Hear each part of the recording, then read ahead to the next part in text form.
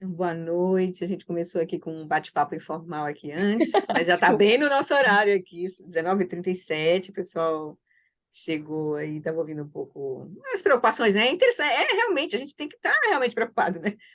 Porque se a gente olhar mesmo e prestar atenção, tem muito sofrimento, o sofrimento está cada vez mais potencializado, né? Mas também a gente sabe que tem a potencial de a gente se liberar disso, né? Está nas Tem. nossas mãos, assim, está nas nossas mãos, assim.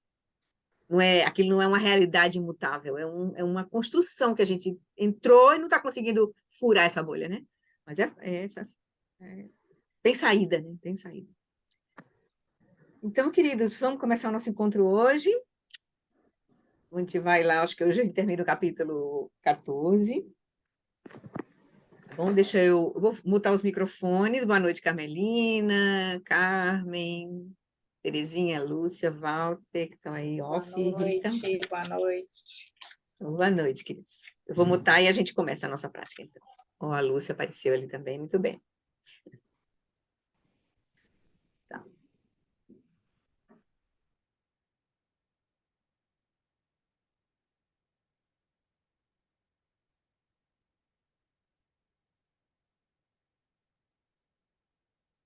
Então, deixa que o teu corpo, então, relaxa, relaxe agora onde você está. Solta as tensões. Respira profundamente, uma, duas, três vezes, para soltar a agitação que possa ter surgido da nossa conversa agora, ou então do nosso dia de hoje. Deixa que a consciência ilumine esse momento presente, o corpo, as emoções, a nossa mente. Solta as preocupações, deixando um espaço para o nosso encontro hoje, agora. E olhando agora, né, para Guru Rinpoche, essa imagem de Guru Rinpoche, simbolizando a lucidez viva que está presente. Os nossos mestres, né, desde o tempo do Buda Shakyamuni, mantiveram vivas.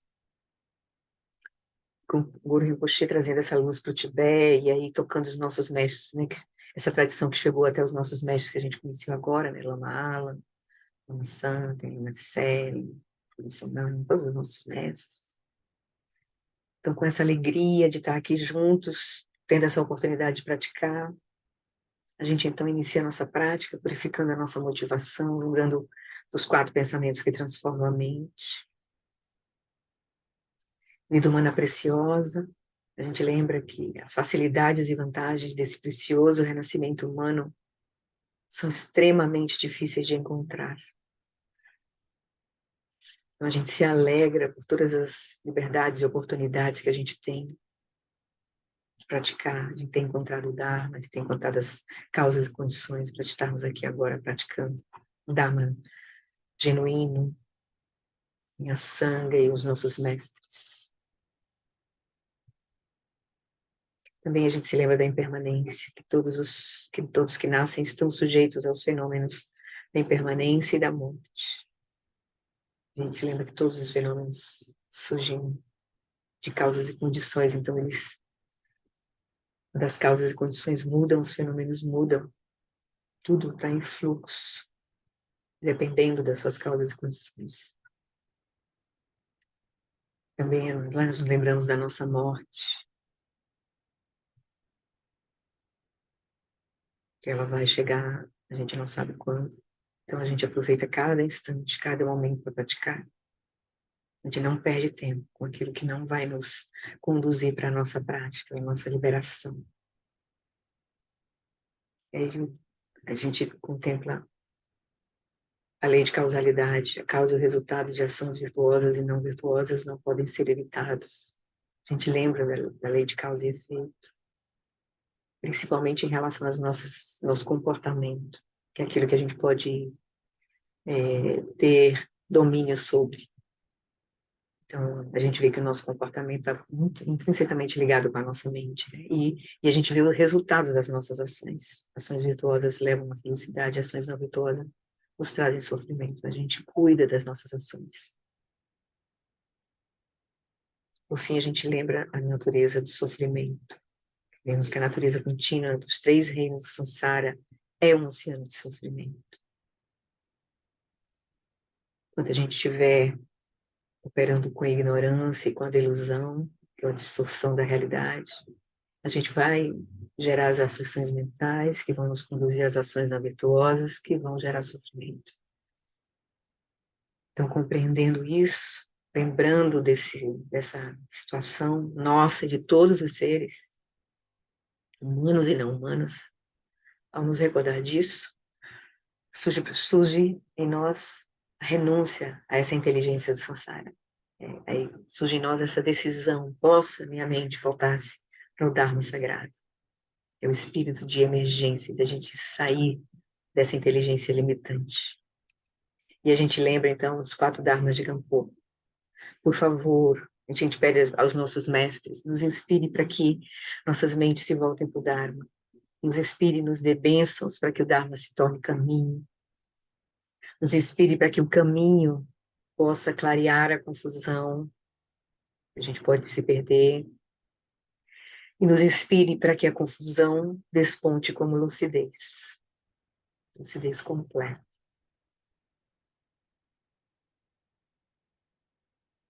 Então a gente lembra de todos os seres que estão, né? A gente sabe que essa é a nossa condição, mas é a nossa condição de todos os nossos amigos, familiares, todas as pessoas do nosso Brasil, do nosso planeta, todos os seres não humanos também.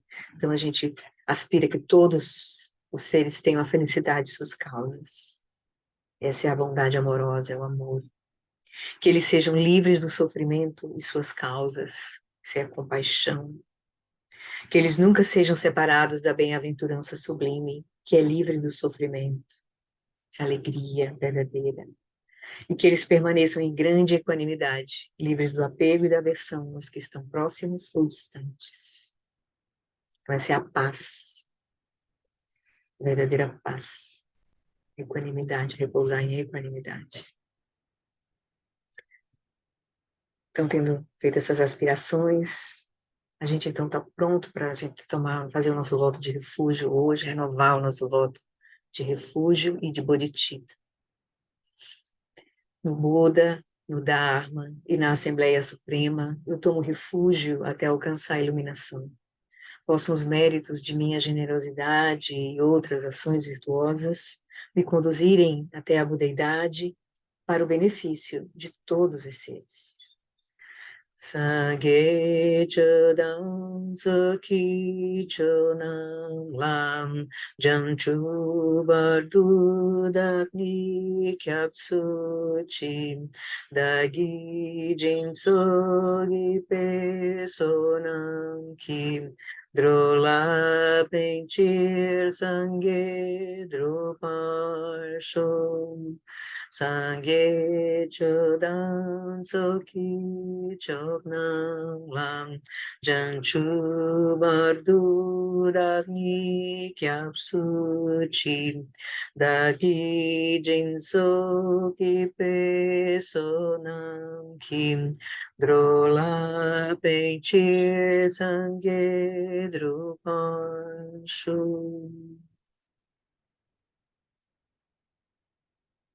Então, agora a gente se conecta com o Guru Rinpoche, pede as bênçãos de Guru Rinpoche a partir da prece das 7 linhas. Depois a gente recebe as 4 iniciações.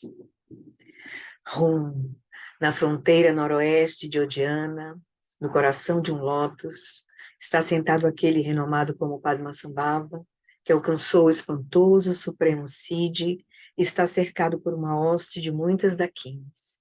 Seguindo suas pegadas, dedico-me à prática. Por favor, aproxime-se e conceda suas bênçãos. Guru Pema Siddhi. Again, again, Ujan Sam. Pema Gesadam Kola. Yasen Chagin Yadruni. Pema June Jesudram. Kudu Kandro Mampe Kor Kiki Jesu Dadru Ki Jingi Lapchi Sheksu So Guru Pema Siji Hum.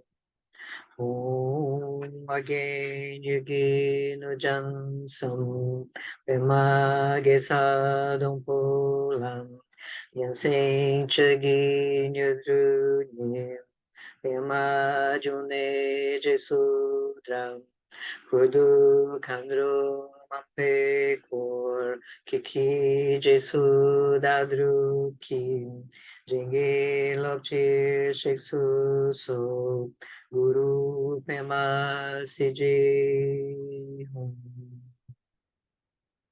Antes da gente receber as 4 iniciações, a gente faz essa prece, dissipando obstáculos no caminho, pedindo as bênçãos de Guru Rinpoche, para nos liberar de todos os obstáculos, externos, internos e secretos. Guru Rinpoche, por purificação dos Budas dos 3 tempos. Guru, que é grande bem-aventurança, Senhor de todas as realizações. Guru, que é o dinâmico e irado domador de maras, dissipador de todos os impedimentos. Rogo-lhe, confira suas bênçãos. Por favor, remova todos os obstáculos externos, internos e secretos. E conceda suas bênçãos para que os nossos desejos sejam espontaneamente realizados.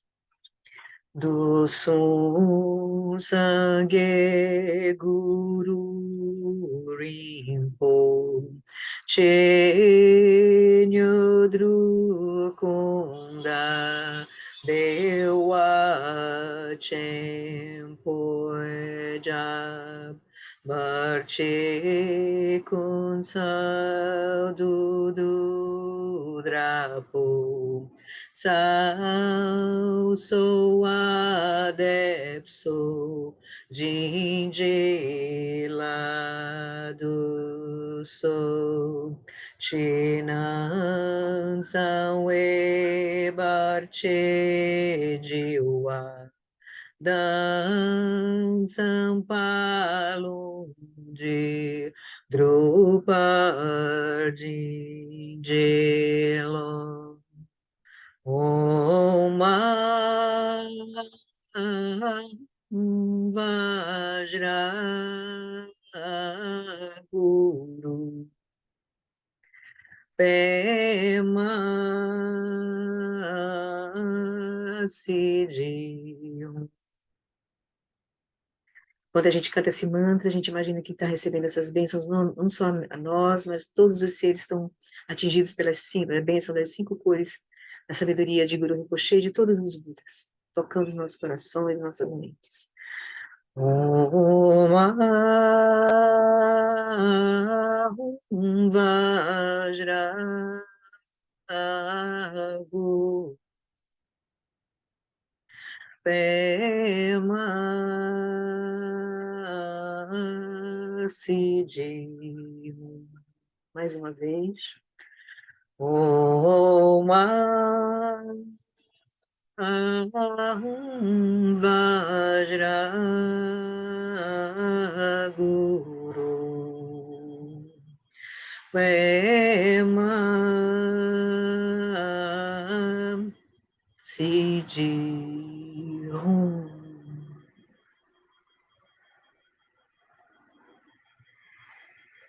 Então, diante de Guru Rinpoche, agora a gente recebe as 4 iniciações, faz a nossa prática de Guru Yoga. Então a gente imagina que de um Om, a sílaba Om branca na testa de Guru Rinpoche, flui um fluxo de luz branca diretamente para um Om na nossa testa. Imaginamos que essa luz permeia todo o nosso corpo, removendo essa luz branca, né? Permeia todo o nosso corpo, removendo todos os obstáculos, doenças físicas, todos os obstáculos a nível grosseiro. E prepara o nosso corpo se tornar um corpo Vajra, como o corpo de Guru Rinpoche. Nos prepara para realizar o Nirmanakai.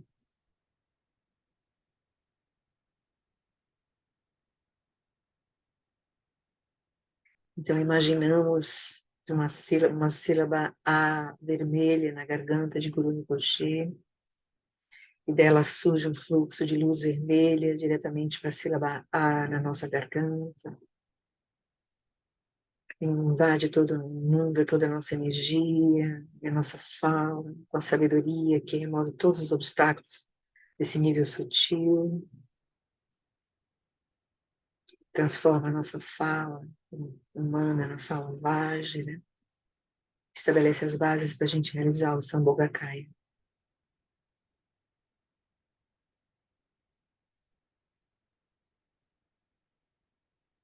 Por fim, a gente imagina uma sílaba Rum, azul, índigo no coração de Guru Rinpoche, e dela flui um fluxo de luz azul que vem diretamente para a sílaba Rum no nosso coração. Então a gente recebe as luzes, as bênçãos dessa sabedoria que preenche toda a nossa mente, consciência, removendo todos os obstáculos da nossa mente humana, do ser senciente, transformando a nossa mente numa mente Vajra, estabelecendo as bases para a gente realizar o Dharmakaya.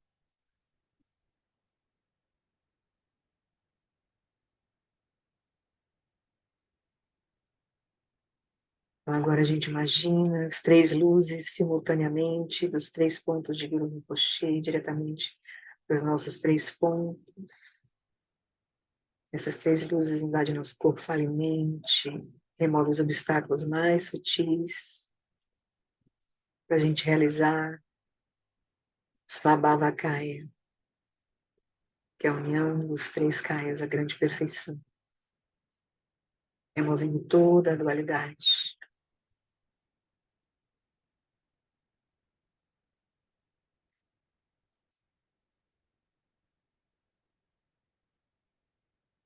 Então, com as bênçãos, sentindo nosso corpo, fala e mente purificados. Então, a gente convida o Guru Rinpoche para vir para o topo da nossa cabeça. Ele se dissolve em luz, na esfera de luz que desce pelo nosso canal central. Repousa na altura do nosso coração. Nós sentimos que a nossa mente, inseparável da consciência iluminada de Guru Rinpoche e de todos os Budas, nos sentimos inseparáveis como água derramada na água.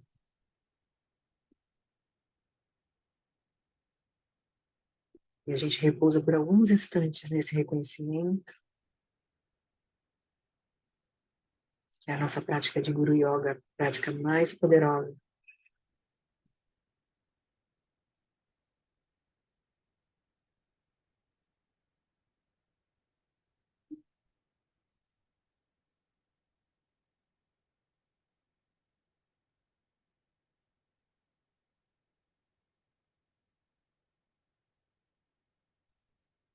Repousamos por alguns instantes na nossa natureza, sem fabricação. Nossa natureza básica, que é a consciência.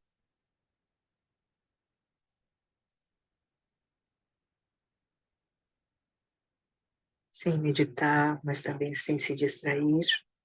A consciência relaxa em si mesmo.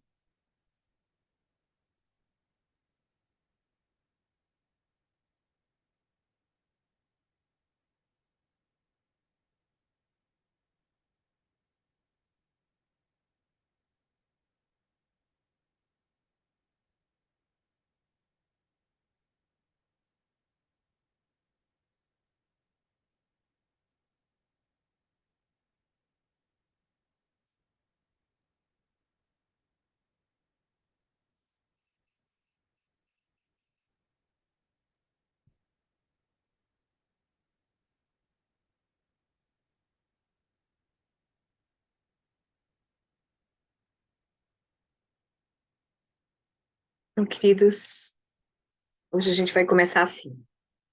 Essa foi a nossa prática de hoje. Então, eu já queria pegar o texto que a gente vai ver se a gente conclui o capítulo hoje, né? Mas a gente vai fazer uma complementação. A gente vai contemplar um pouco o que ele vai sugerir aqui no texto. A gente vai contemplar sobre a impermanência. Coincidentemente, que vai ser o próximo pensamento que a gente também vai focar amanhã no nosso grupo da quarta-feira, né? A gente está estudando os 4 pensamentos na quarta-feira. Amanhã ela vai focar a impermanência, né? Mas aqui eu vou trazer um pouco a contemplação do Lama Alam, do budismo com atitude, porque tem a ver com o tópico de transformar a felicidade em caminho espiritual também, né? O tema que a gente está vendo, né? Transformar a diversidade e felicidade em caminho espiritual. Então, tudo bem? Podemos... Alguém quer fazer um comentário? Podemos seguir... Está liberado o microfone. Podemos seguir para o texto? Então, tá. Alguém quer alguma coisa, algum comentário sobre a prática, alguma coisa, né? Então, tá. Então, qualquer coisa, você levanta a mãozinha que a gente conversa. Então, deixa eu compartilhar aqui o texto. Sim, antes disso, isso é só para a gente se situar de novo no texto, né, que a gente está vendo. Deixa eu retomar aqui para PDF. Né, a gente está, o capítulo que a gente está vendo, né, o capítulo 14, é sobre transformar a diversidade em caminho espiritual. Uma vez que a gente entrou no caminho realmente Mahayana, a gente está aspirando, né? A gente fez o voto do Bodhisattva, que é de realmente buscar alcançar a iluminação para trazer benefícios verdadeiros a todos os seres. A gente vai ver que não vai ser fácil no nosso dia a dia, né? Então, aí o Lama traz esse capítulo exatamente para nos ver que a gente vai ter que trazer o Dharma para a nossa vida, né? A gente vai transformar a nossa vida em Dharma. E tem, digamos, ensinamentos que nos ajudam, né? Ele trouxe aqui nesse texto, né? Esse texto de do Drupchen Rinpoche, terceiro do Drupchen Rinpoche, ele traz de forma bem sucinta, né? Como a gente pode transformar a diversidade e a felicidade em caminho espiritual, né? Ele já falou agora no capítulo sobre a diversidade, né? Bom, a gente viu aqui que esse texto ele traz ensinamentos a partir de como a gente lidar com a diversidade e também a felicidade a partir da verdade relativa, ou seja, ainda operando com a nossa mente dual, com a ignorância, tendo um senso de eu, separado ainda da nossa experiência.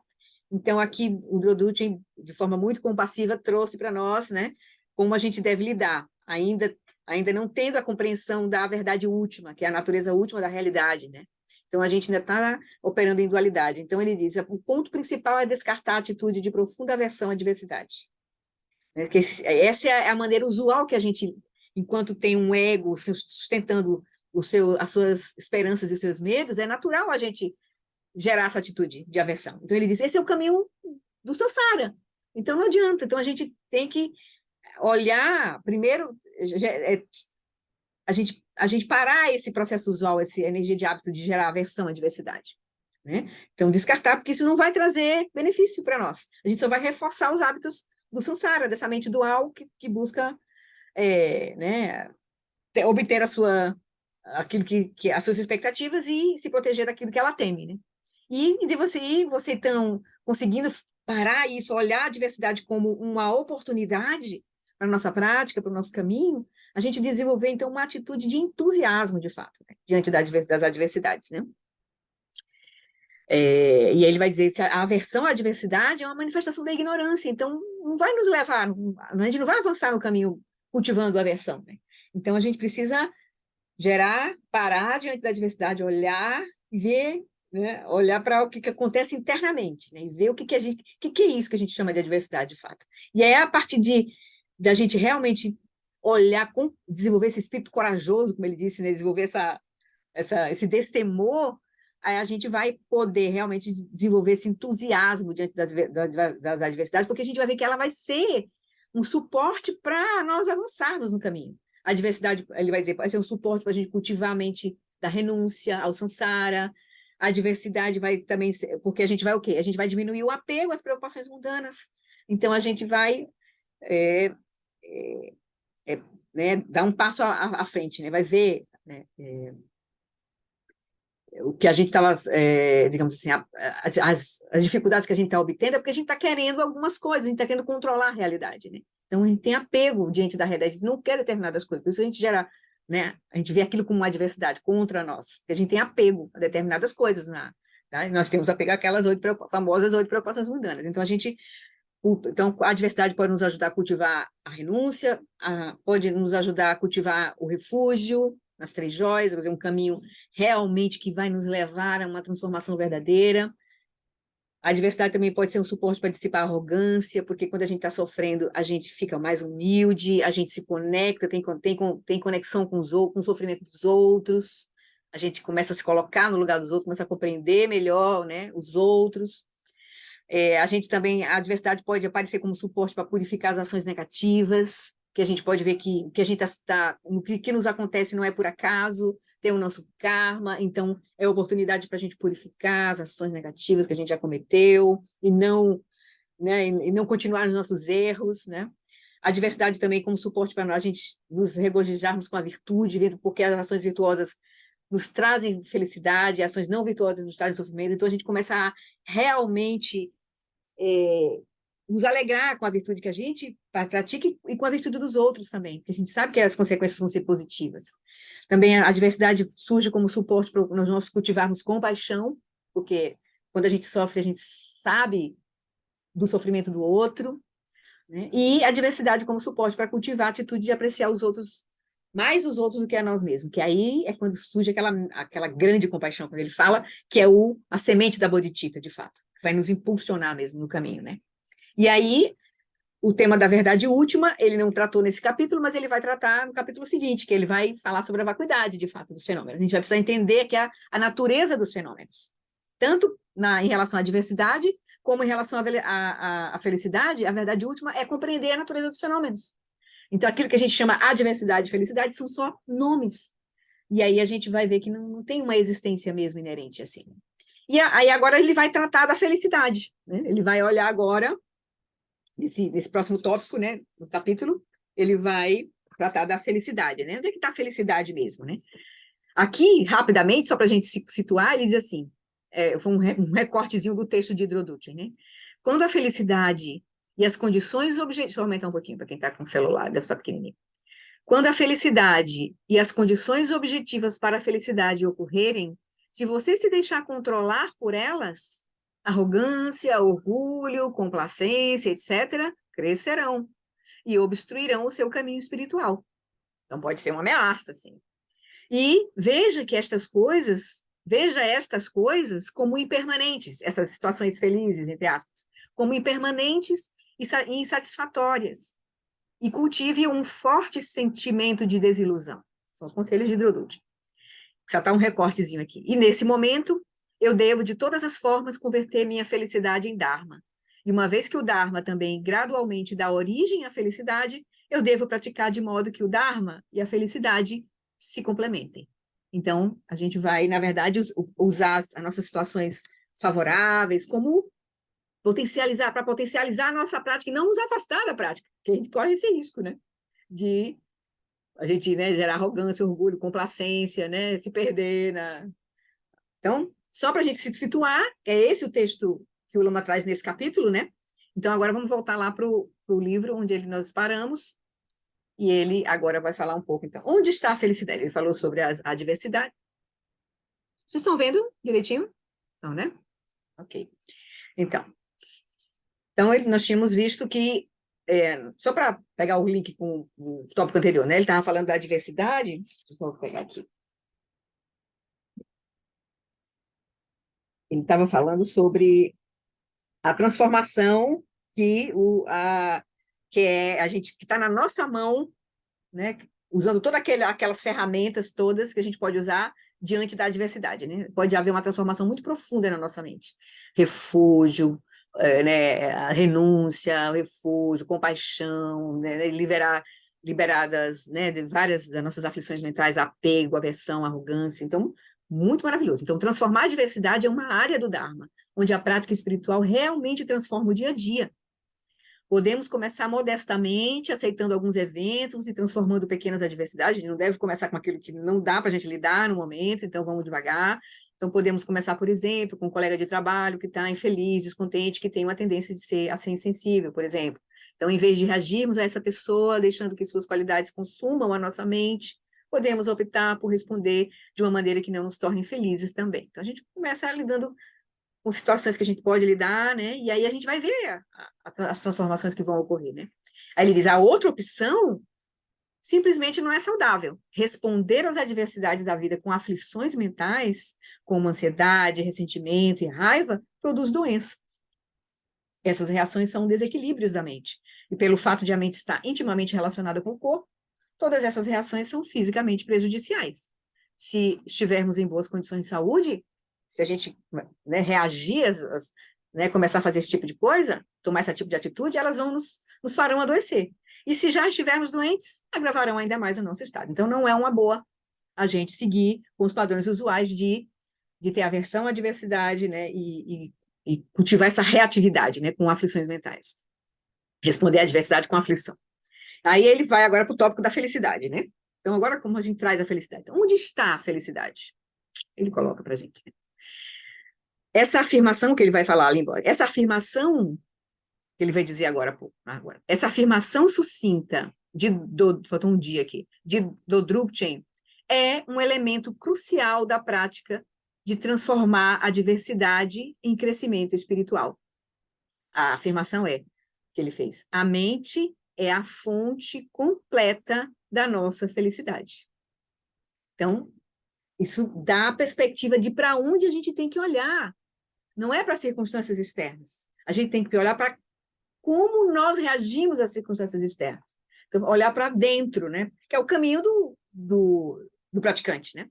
Olha, o insider, olhar para dentro, né? Então, a mente é a fonte completa da nossa felicidade. Poucos de nós vivem como se isso fosse verdade, embora de fato seja a nossa felicidade, a felicidade que tanto a gente busca fora, nas coisas, né?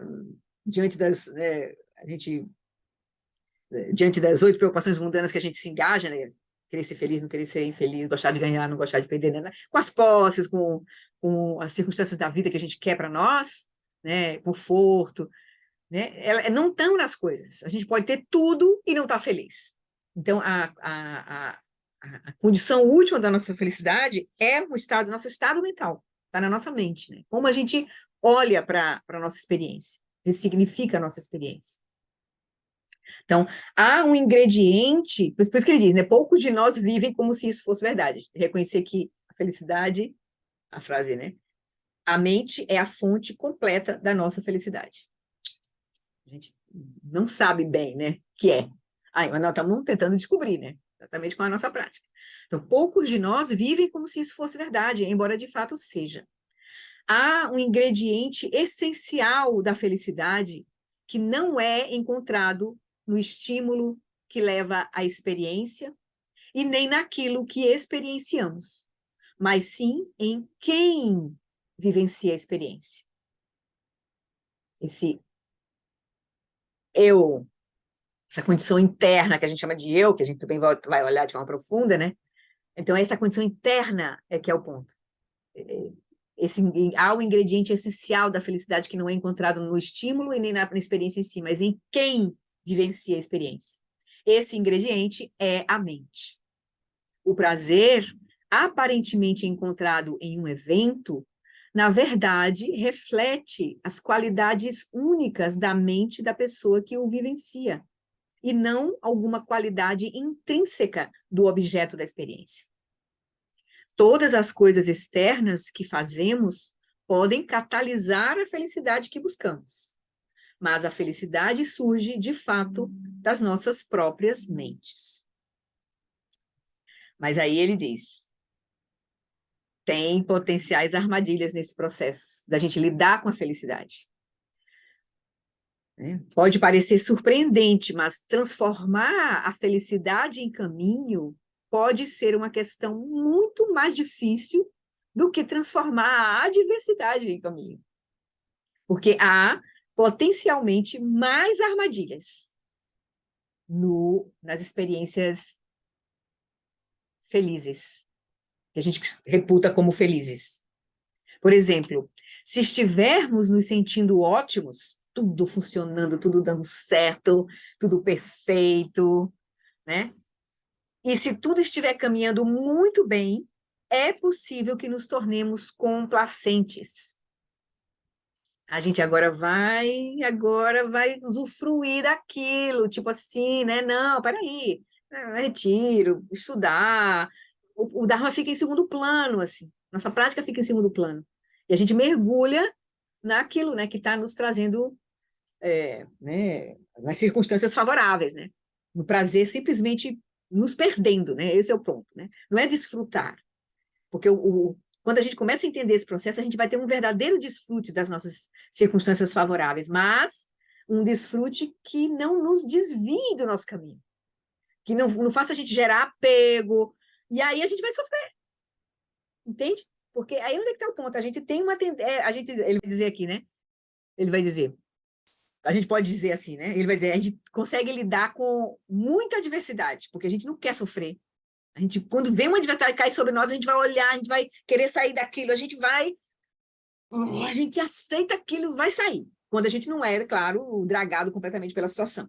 Mas se a gente não foi dragado e a gente está olhando para aquilo, a gente vai lidar. Mas com a felicidade, a gente só consegue lidar com pouco, porque quando é demais, a gente se perde na felicidade. É isso que ele quer dizer um pouco aqui, né? Então, por exemplo, se estiver no sentido ótimo, se tudo estiver caminhando muito bem, é possível que nos tornemos complacentes e nos perguntemos, quem precisa do Dharma?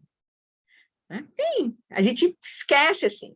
Aí o Lama diz assim, o Lama Santa diz assim, as pessoas aparecem pela sangue quando estão sofrendo, encontram o Dharma, começam a fazer prática, aí as coisas começam a fluir melhor, ela começa a dar certo, consegue um novo emprego, mudou de emprego, aquele que estava só fazendo ela sofrer, ela consegue um novo, ou então encontra uma pessoa maravilhosa, e aí a pessoa some, desaparece. Até que o Sansara pega ela de novo, né? Aí ela volta, né? Então, Padampa Sangye, um grande contemplativo budista indiano que ensinou no Tibete há cerca de 1 milênio, abordou esse mesmo tema. Ele disse, as pessoas são capazes de lidar com muita diversidade, mas com apenas um pouco de felicidade. Então, a gente tende a se perder, a se desviar muito mais em um grande processo de felicidade do que em grandes adversidades. As grandes adversidades nos ajudam a gente procura o caminho, né? Procura o caminho espiritual, assim, procura saídas, né? Quando a gente não quer aquilo, né? Então a gente quer resolver, assim. Mas a felicidade a gente embarca, né? E a gente acha que é aquilo mesmo, é o nosso método, o Buda mandou aquilo, a gente esquece completamente, né? E pode perder muito tempo. Então, outro perigo da felicidade, Ana e Paula, vamos logo aqui. Oi, Paulo. Me parece que esse trecho está muito ligado, por exemplo, a uma experiência que a gente está vendo de perto agora de paixão. Uma pessoa se apaixonou perdidamente por outra, botou fora um casamento de 30 anos e a gente vê a ilusão ali, né? E a pessoa Uhum, não consegue ver, ela uhum, está uhum, com certeza. mergulhada. Fica cega, né? A pessoa fica cega, né? É Completamente isso. cega. Pois é.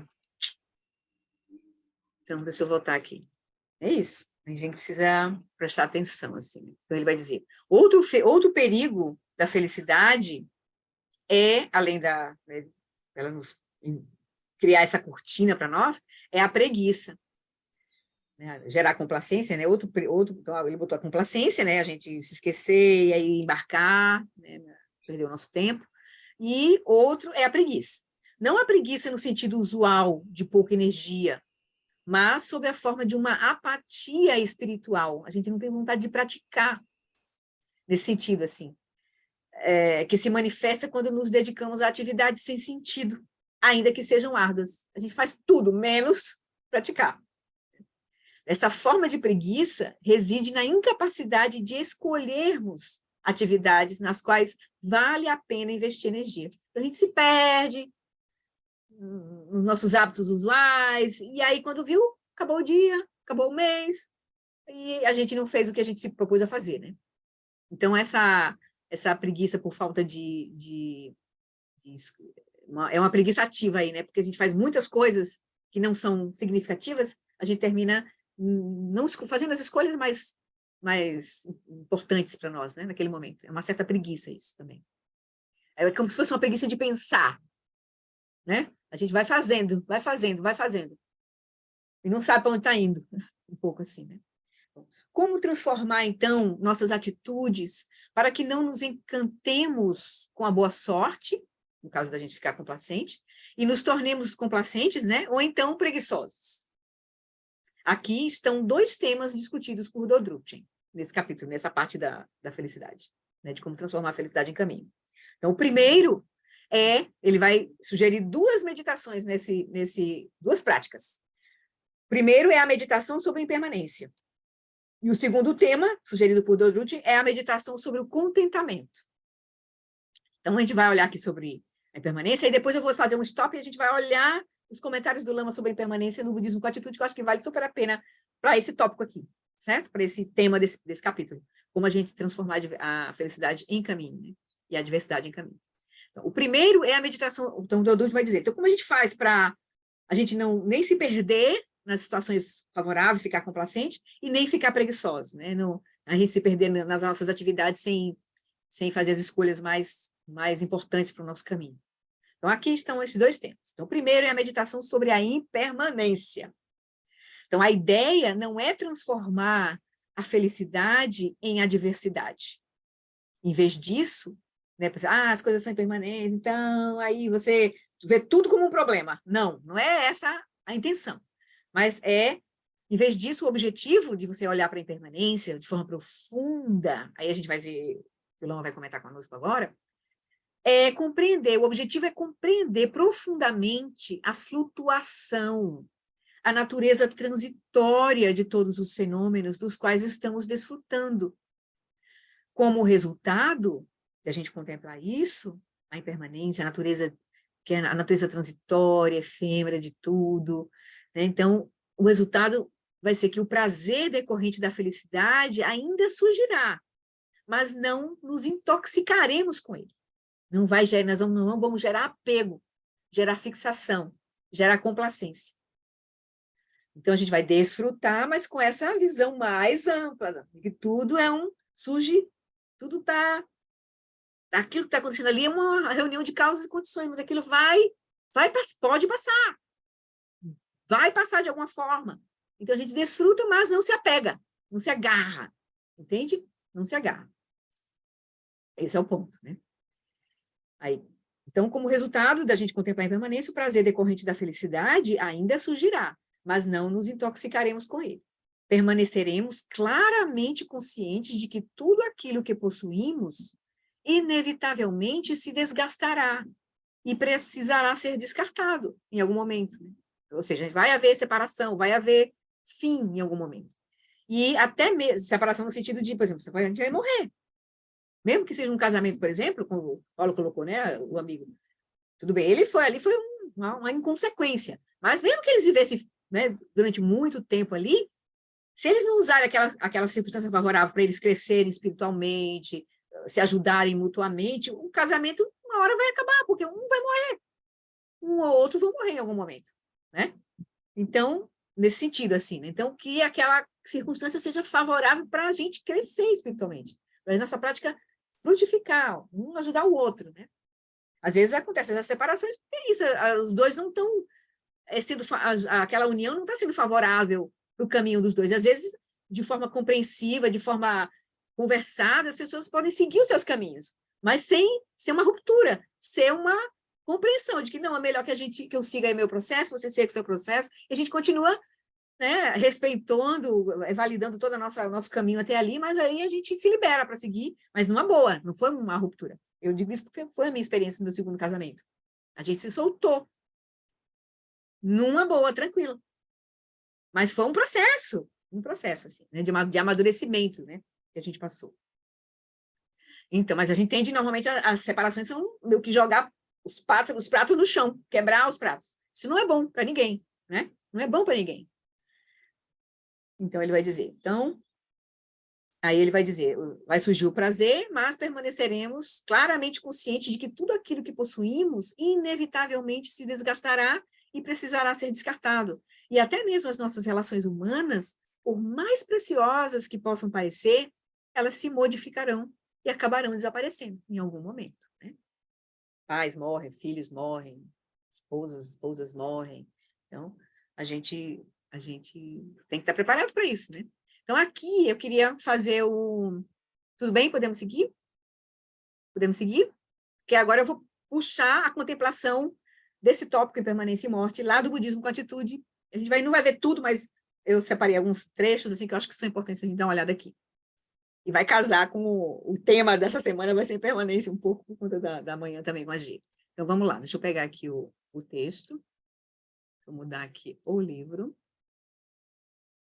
Já deixei separado. Ok. morte e impermanência. Então, o Lama aqui contemplando as preliminares, né, no Budismo com Atitude, aquele livro do Lama, que é o treinamento da mente em 7 pontos. Então, ele diz assim, o segundo dos 4 pensamentos que transformam a mente, eu vou até olhar aqui, porque a gente vai ler algumas partes só, eu já recortei aqui. O segundo dos 4 pensamentos que transformam a mente porque o primeiro é a vida humana preciosa, né? O segundo é os 4 pensamentos que transformam a mente. É a meditação discursiva sobre a morte e impermanência, o segundo ponto. O primeiro pensamento é sobre a preciosidade de se ter um corpo humano, e o segundo pensamento é sobre esse corpo ser um empréstimo.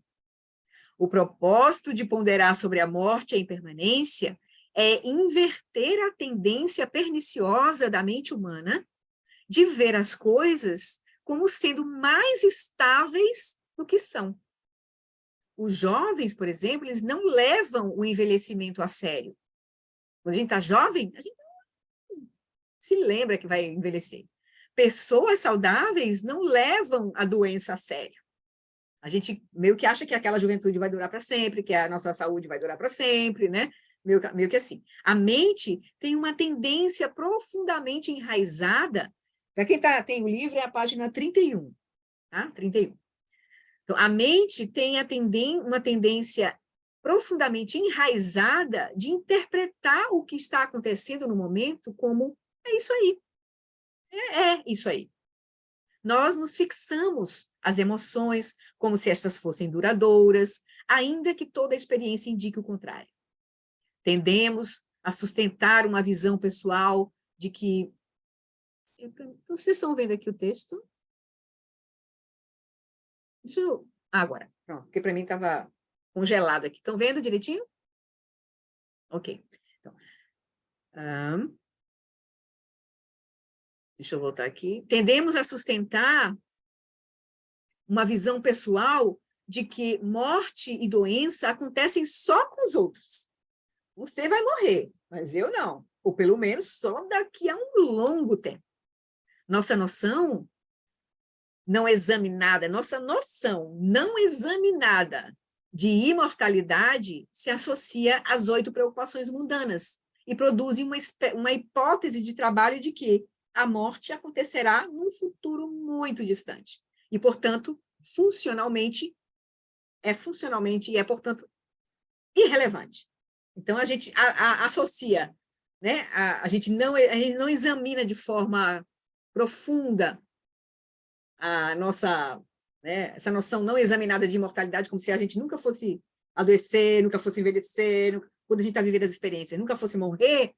A morte é uma coisa muito distante para nós, e aliado a isso, o fato de a gente estar sempre querendo ser feliz, deixar de ser infeliz, gostar de querer ganhar, não gostar de perder, ser famoso, né? Está sempre buscando sustentar as 8 preocupações mundanas. Então, a gente se esquece. A gente se esquece de olhar para isso, né? Para a morte. Aí, deixa eu ver onde a gente vai parar aqui.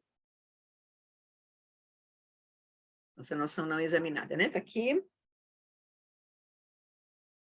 Então, aqui. A intenção da segunda das 4 meditações discursivas, a impermanência, dos 4 pensamentos, né? A intenção dessa segunda, de contemplar a impermanência, é contrariar essa premissa não examinada sobre a imortalidade pessoal.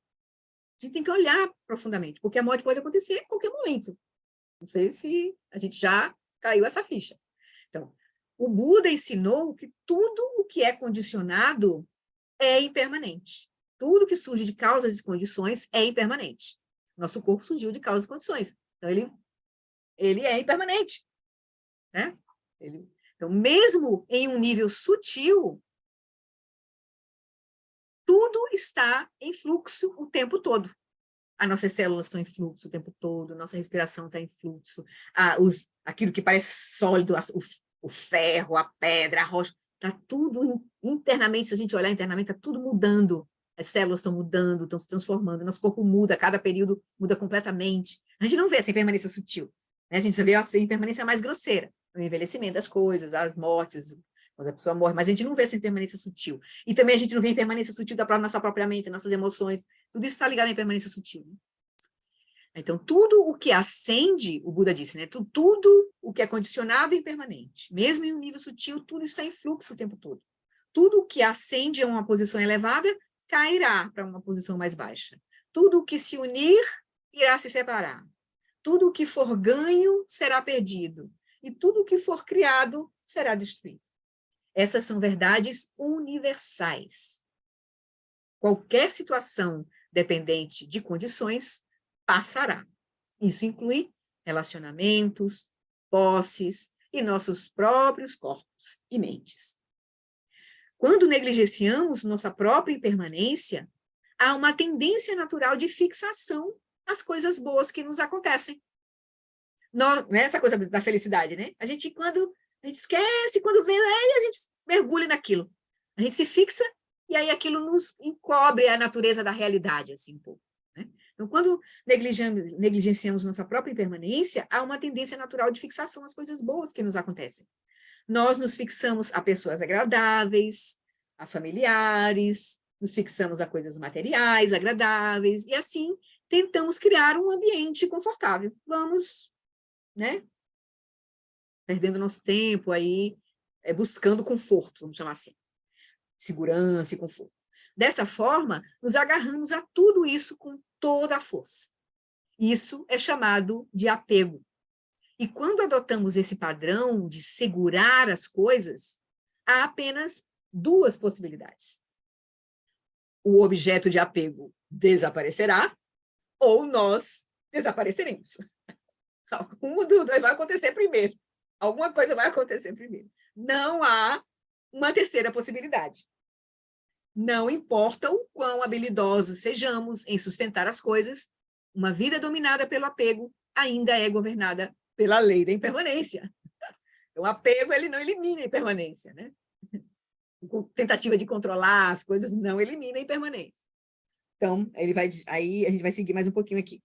Qual é a natureza desses fenômenos com os quais nos preocupamos tanto? Quais são esses sentimentos e estados mentais que nos impulsionam ao longo da vida? Buscar a felicidade e evitar o sofrimento é o eixo central de nossas vidas. Não só os seres humanos, mas os animais também. E os sentimentos e comportamentos que essas buscas geram têm um enorme impacto em nossas vidas. As raivas, as alegrias, né? Agora mesmo nós estamos num período assim de ver as pessoas sofrendo com umas com alegria, outras com raiva, né? Com ódio, com descontentamento, por exemplo. No entanto, a fonte do problema continua sendo difícil de ser identificada. Por quê? Porque nos identificamos com os nossos sentimentos. Sabemos como nos sentimos, identificando-nos com os sentimentos. Então, a alternativa à identificação é você se descolar, é a observação, prestar atenção aos fenômenos mentais, em vez de nos agarrarmos a eles. A atenção plena aos sentimentos, lembra que essa é aquelas práticas de insight que a gente estudou nos capítulos sobre as 4 aplicações da atenção plena ao corpo, depois a atenção plena aos sentimentos. Super importante. Porque os sentimentos é como se fosse assim, a onda mais grosseira das nossas aflições mentais. Então, os sentimentos, eles revelam, se a gente olhar para eles, a gente vai encontrar as nossas aflições mentais, os nossos kleshas mais básicos, certo? Então, é muito importante. Então, ele vai dizer, a alternativa para a gente se identificar é observar os sentimentos, prestar atenção aos fenômenos mentais, em vez de nos agarrarmos a eles. A atenção plena aos sentimentos é essencial para a compreensão da impermanência sutil. A prática de observar os sentimentos requer uma atenção bastante refinada. Porque, por exemplo, quando a gente está imerso em felicidade, a gente não está vendo que a gente está se identificando com aqueles sentimentos. Então, a felicidade não está, a gente está se identificando com aquilo, se apegando àquilo. Há uma experiência interna. Ele está dizendo ali que a mente é a fonte da nossa felicidade, né? Mas nós estamos apegados ao sentimento, identificados com o sentimento, daquele sentimento de prazer, por exemplo, e colocando aquele sentimento ligado às coisas externas, como se que viessem de fora. A gente não entende bem a nossa experiência. A gente não tem sabedoria, né? Que é o que o caminho vai nos levar a ter, sabedoria sobre a nossa experiência, né? Aí ele vai dizer, então a atenção plena aos sentimentos é essencial para a compreensão da impermanência sutil. A prática de observar os sentimentos requer uma atenção bastante refinada. Qual é a natureza dos sentimentos? O que está envolvido no surgimento de um sentimento prazeroso? Quando o estímulo é retirado, o que acontece com o sentimento? Observar de perto os sentimentos que você leva tão a sério, que orientam as suas decisões, transformará radicalmente o curso de sua vida, porque os sentimentos são efêmeros, ou, como dizem os budistas, sutilmente impermanentes. Deixa eu ver onde a gente vai parar aqui, nesse tópico aqui. Aí a gente vai dar um pulinho mais para frente. Então, deixa eu pegar aqui. E aí, para a gente poder... Alguém falou? Acho que alguém está com o microfone aberto. Ah, pronto, fechou. Então, aí ele vai seguir aqui. A meditação sobre a morte ajuda a liberá-lo de pequenas preocupações, as pequenas coisas que corroem o seu potencial ilimitado. A meditação sobre a morte é um toque de despertar. O objetivo não é assustá-lo com o que o bicho-papão fará com você depois que estiver morto, mas é para que você olhe para as oportunidades que tem agora, perceba que estão disponíveis por tempo limitado e as aproveite. É por isso que a gente vai contemplar sobre a morte, para que a gente tenha mais, a gente viva melhor, faça melhores escolhas na nossa vida. Além disso, certifique-se de que o que você está praticando seja realmente o Dharma, e não alguma das preocupações mundanas, que diante da morte perdem todo o encantamento. A meditação budista sobre a morte tem 3 partes. A primeira é a meditação sobre a inevitabilidade da nossa morte. Depois a gente vai ver a imprevisibilidade da morte e o terceiro, o que tem de realmente valor na nossa vida. Certo? Então, a meditação budista sobre a morte tem esses 3 tópicos importantes. A primeira é a meditação sobre a inevitabilidade da nossa morte. Precisamos olhar para isso, ter essa clareza, essa certeza. Podemos dizer que já sabemos disso, claro, vai morrer. Todo mundo vai dizer, não, eu sei que eu vou morrer. Mas, damos atenção a isso? Se não damos, não estamos levando a morte em conta quando tomamos decisões.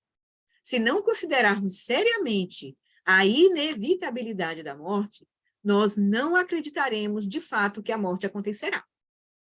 Por mais cuidado que tenhamos, o momento da morte chegará. Eu posso estar fazendo a melhor dieta, tendo fazendo todas as precauções, tomando todas as seguranças possíveis. A morte vai chegar. A morte irá se aproximar. E isso vai acontecer. Aconteceu com Buda e com Jesus.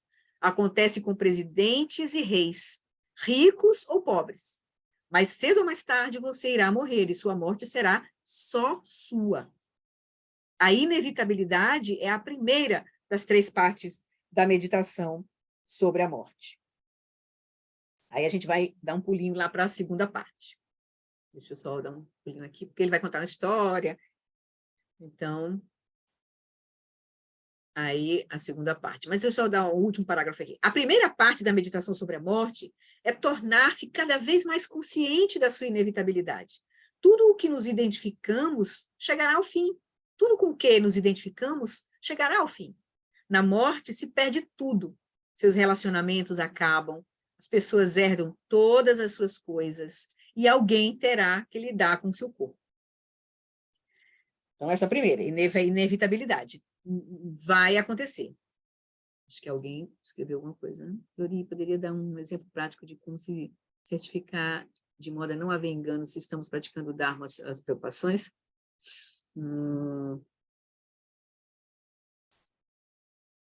Se a gente estiver gerando apego, se a gente estiver gerando mais aflições mentais, por exemplo, principalmente apego.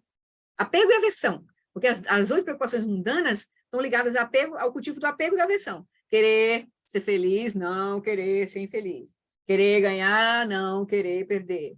Querer ser famoso, não querer ser ignorado. Então, se a gente está gerando apego e aversão, a gente não está praticando o Dharma. É nesse sentido, né?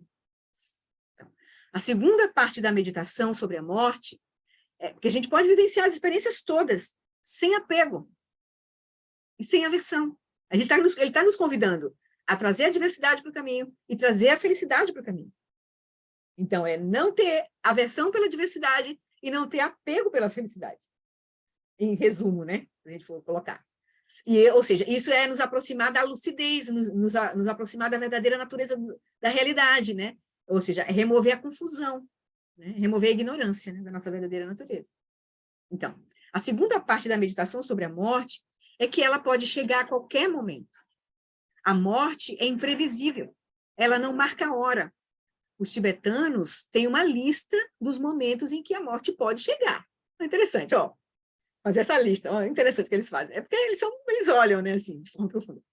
Pode chegar no útero, no nascimento, no momento do nosso nascimento, a gente pode morrer, a gente pode morrer no útero da mãe, pode morrer na hora que estiver nascendo, né, sei lá, ficou enforcado lá pelo cordão umbilical, sei lá, aconteceu alguma coisa. Na infância, a gente pode morrer na juventude, na adolescência, tudo óbvio, né?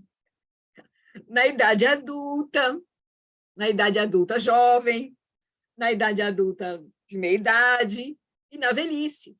Qualquer momento é perfeito para morrer. Por quê? Basta estar vivo, né? Para morrer. Então, a gente não sabe quando é que a gente vai acontecer. Isso é a questão da imprevisibilidade, né? Se a gente olhar, a gente sabe pessoas que morreram no útero, pessoas que morreram no nascimento, pessoas que morreram na infância, pessoas que morreram na juventude, na adolescência, porque nós estamos agora na meia-idade aqui, na maioria aqui, né? Estou chegando nos 60. Então, a gente ainda pensa que vai demorar muito, só vai chegar lá, né? Não acha que pode acontecer amanhã, né? Agora, hoje à noite ainda, né? Então, você pode morrer em boa ou má saúde. Pode ser atropelado, cair um negócio em cima de você, cair uma bomba, enfim. Se você for rico ou pobre, educado ou não. Uma grande questão para os ocidentais é que você pode morrer com ou sem ter conseguido terminar seus projetos.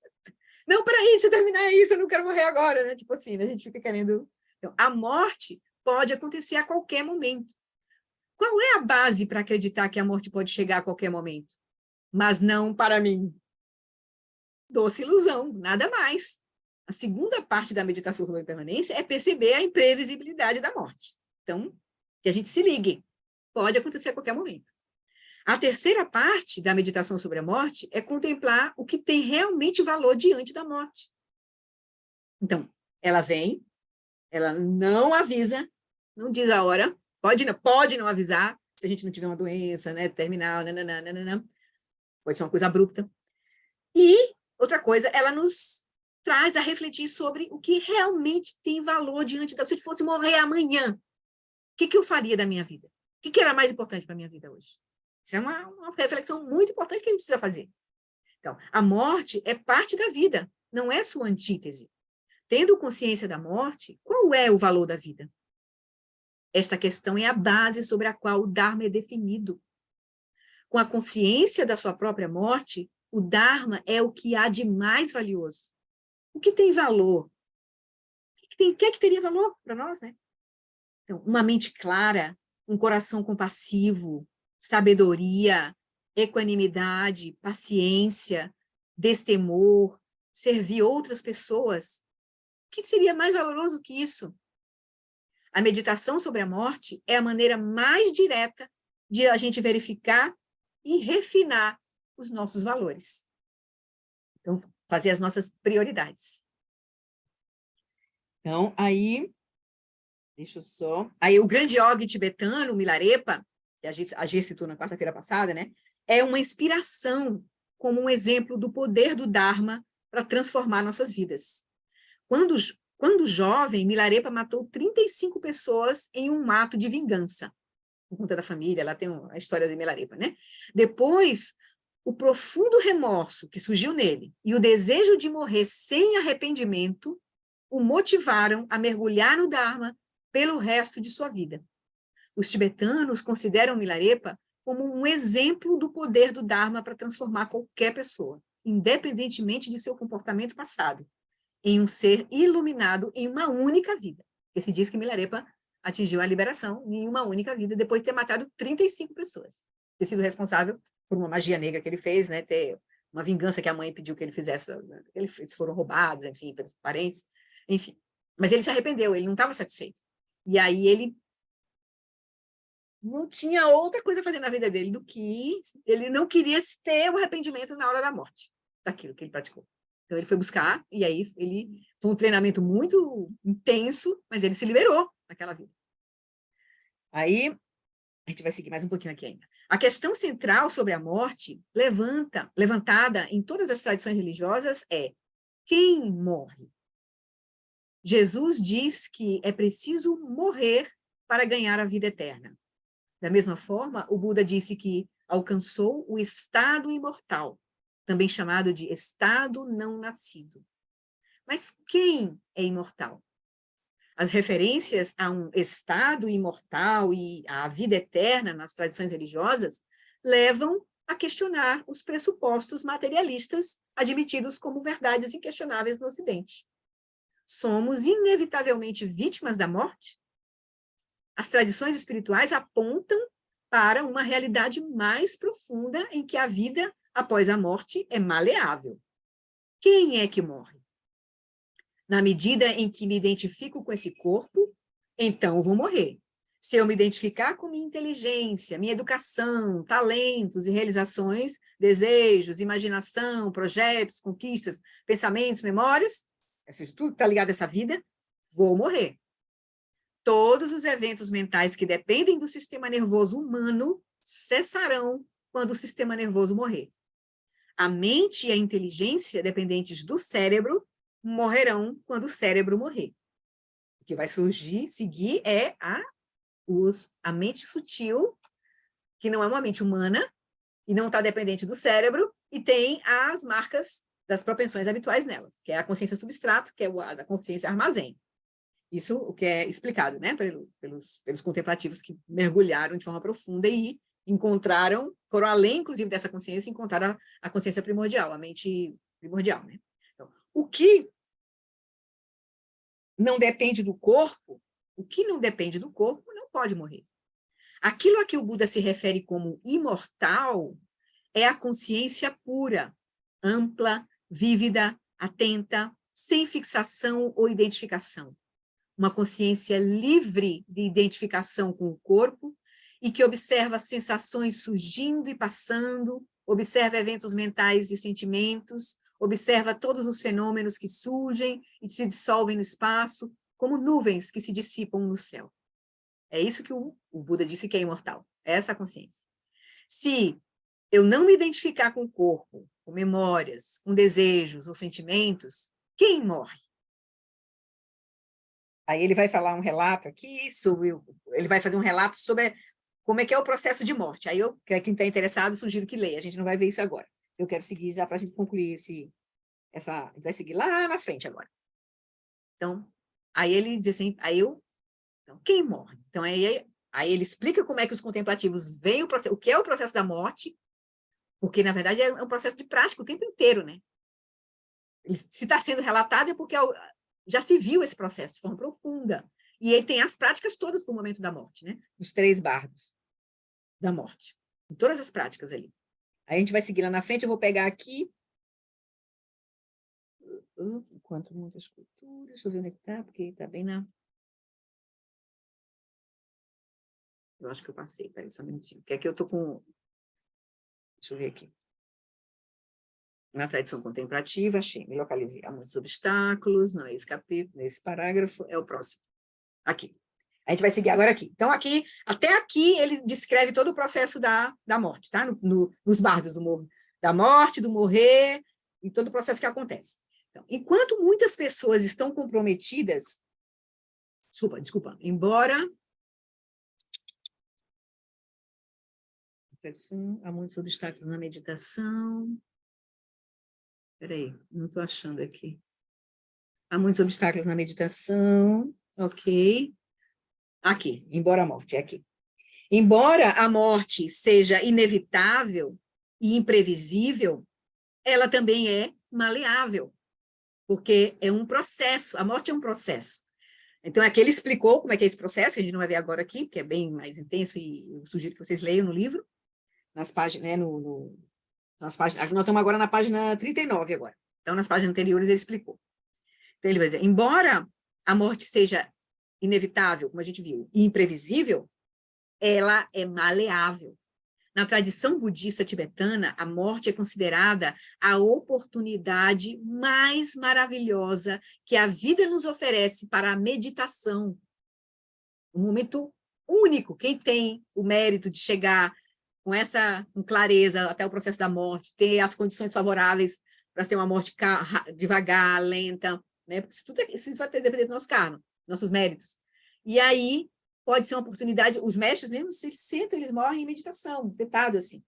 Os mestres que têm todo o ambiente favorável, praticar, a sanga toda ao redor. Então, eles sentam, e ali é a última meditação, a meditação mais importante. Então, eles dizem, então é a oportunidade mais maravilhosa que a vida nos oferece para a meditação. Você tem a opção de se preparar para aproveitar essa oportunidade apresentada na morte, ou de surtar, agarrando-se desesperadamente a todas as pessoas e coisas que precisará deixar para trás. Então, se você é um praticante, se você, né, avançou no seu caminho, se você teve o mérito de ter tido a oportunidade de ter essa mente que, né, teve essa confiança de olhar para dentro e reconhecer, e na hora do processo de morte, você pode ser a oportunidade mais maravilhosa para praticar, porque você vai encontrar diretamente a nossa natureza última, a clara luz. A consciência primordial vai se revelar quando a gente, né, se liberar desses condicionamentos grosseiros, né, e sutis do processo da morte. Aí ele vai dizer, é muito fácil. Então, se a gente tiver esse preparo, a gente pode, essa oportunidade é ímpar. Mas se a gente não tiver, a gente vai surtar, se agarrar desesperadamente a todas as pessoas e coisas, vai, né, viver um momento de medo, de angústia, enfim. Então, é muito fácil cair, ou quem tem muita devoção também, nesse momento da morte, para quem tem muita devoção, é um momento, a devoção é um caminho também, é um caminho. A pessoa pode se apegar com a sua deidade, o seu santo, Jesus, seja quem for, que a pessoa acredita que vai encontrar, e aquilo vai direcionar o processo da morte dela. Maravilhoso. É uma prática muito profunda. Quem tem essa devoção que pode fazer com que direcione a pessoa no momento da morte, né? Então, porque senão o que vai surgir são as aflições, medo. Então, é muito fácil cair na complacência acrítica em relação à morte, com base na crença de que a morte é apenas a cessação da vida e, portanto, não há nada com que se preocupar. É muito fácil cair nessa complacência acrítica. Pessoas que nem pensam sobre nada, acham, não tem nada, é apenas a cessação da vida, não tem nada que se preocupar. Muitas vezes ouvi a afirmação de que as pessoas religiosas se apegam às crenças na imortalidade da alma ou na continuidade da consciência individual após a morte, porque simplesmente não conseguem lidar com a realidade da aniquilação. O próprio Lama diz que também alguns materialistas dizem sobre os religiosos e contemplativos que eles inventam essa história aí de continuidade da vida após a morte, continuidade da consciência, imortalidade da alma, como os cristãos, porque não conseguem lidar com a realidade da aniquilação. Os materialistas falando dos religiosos, né? Então, acho essa explicação duvidosa, na melhor das hipóteses. O que é mais assustador? O que seria mais assustador? Considerar a hipótese budista de que cada um de nós experienciará as consequências éticas de nosso comportamento nas vidas futuras, ou acreditar que a morte simplesmente porá um fim à nossa experiência para sempre, sem mais problemas e sem mais preocupações. Qual é mais assustador? Acho que, em muitos casos, as pessoas se apegam à noção especulativa de aniquilação pessoal na morte. Ele fala que é noção especulativa, porque a pessoa não tem certeza, a pessoa especula. Né? Então, em muitos casos, as pessoas se apegam à noção especulativa de aniquilação pessoal na morte como um fato absoluto, porque são intimidadas pela noção de partir desta vida e entrar em um vasto desconhecido com consciência. Ou seja, enfrentar uma experiência totalmente desconhecida com consciência de que está experimentando aquilo. Isso é que é assustador. Enquanto muitas pessoas estão comprometidas com a crença de que a morte traz a cessação total da existência pessoal, muitos outros afirmam ser agnósticos, admitindo honestamente que não sabem o que acontece na morte e, portanto, não têm opinião sobre o assunto. À primeira vista, Essa, a posição aí dos agnósticos, parece uma posição bastante razoável, inteligente, pois, afinal, quem de nós realmente sabe o que acontece na morte? Por outro lado, se examinarmos nossas hipóteses de trabalho em relação ao significado da morte, acho que todos nós descobriremos ter alguma crença a esse respeito, quer nos consideremos agnósticos ou não. Em nossas vidas cotidianas, por exemplo, desejamos algum tipo de experiência favorável ou esperamos evitar algum infortúnio após a morte? Se a gente tem qualquer tipo de, de expectativa, né? Se assim for, essas preocupações realmente influenciam a maneira como conduzimos nossas vidas e os tipos de escolha. Se assim for, é uma pergunta que ele faz, essas preocupações realmente influenciam a maneira como conduzimos nossas vidas e os tipos de escolhas que fazemos no dia a dia? Temos planos, esperanças ou medos que não se limitam apenas a esta vida? A gente pensa sobre isso, e se a gente tem alguma expectativa, a gente olha de fato isso, se lembra disso na hora que a gente faz as nossas escolhas no nosso dia a dia, né? Se a resposta a todas essas perguntas for não, então estamos baseando nossas vidas no pressuposto de que não experienciaremos nada após a morte.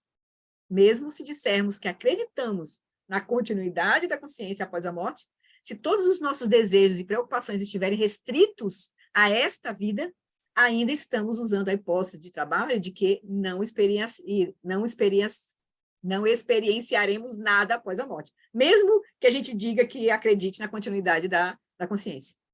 Essa premissa é apenas uma crença, semelhante à afirmação da continuidade da consciência individual após a morte. Os que assumem qualquer uma dessas posições são apenas crentes. Então, mesmo que a gente pense que há continuidade, mas a gente não se move com essas, tendo isso em consideração nas nossas escolhas, a gente está, na verdade, adotando a possibilidade de que não vai seguir as nossas experiências depois da morte, né? Não vamos ter as nossas experiências, não vão seguir de acordo com as nossas escolhas agora. Oi, Ana ou Paulo?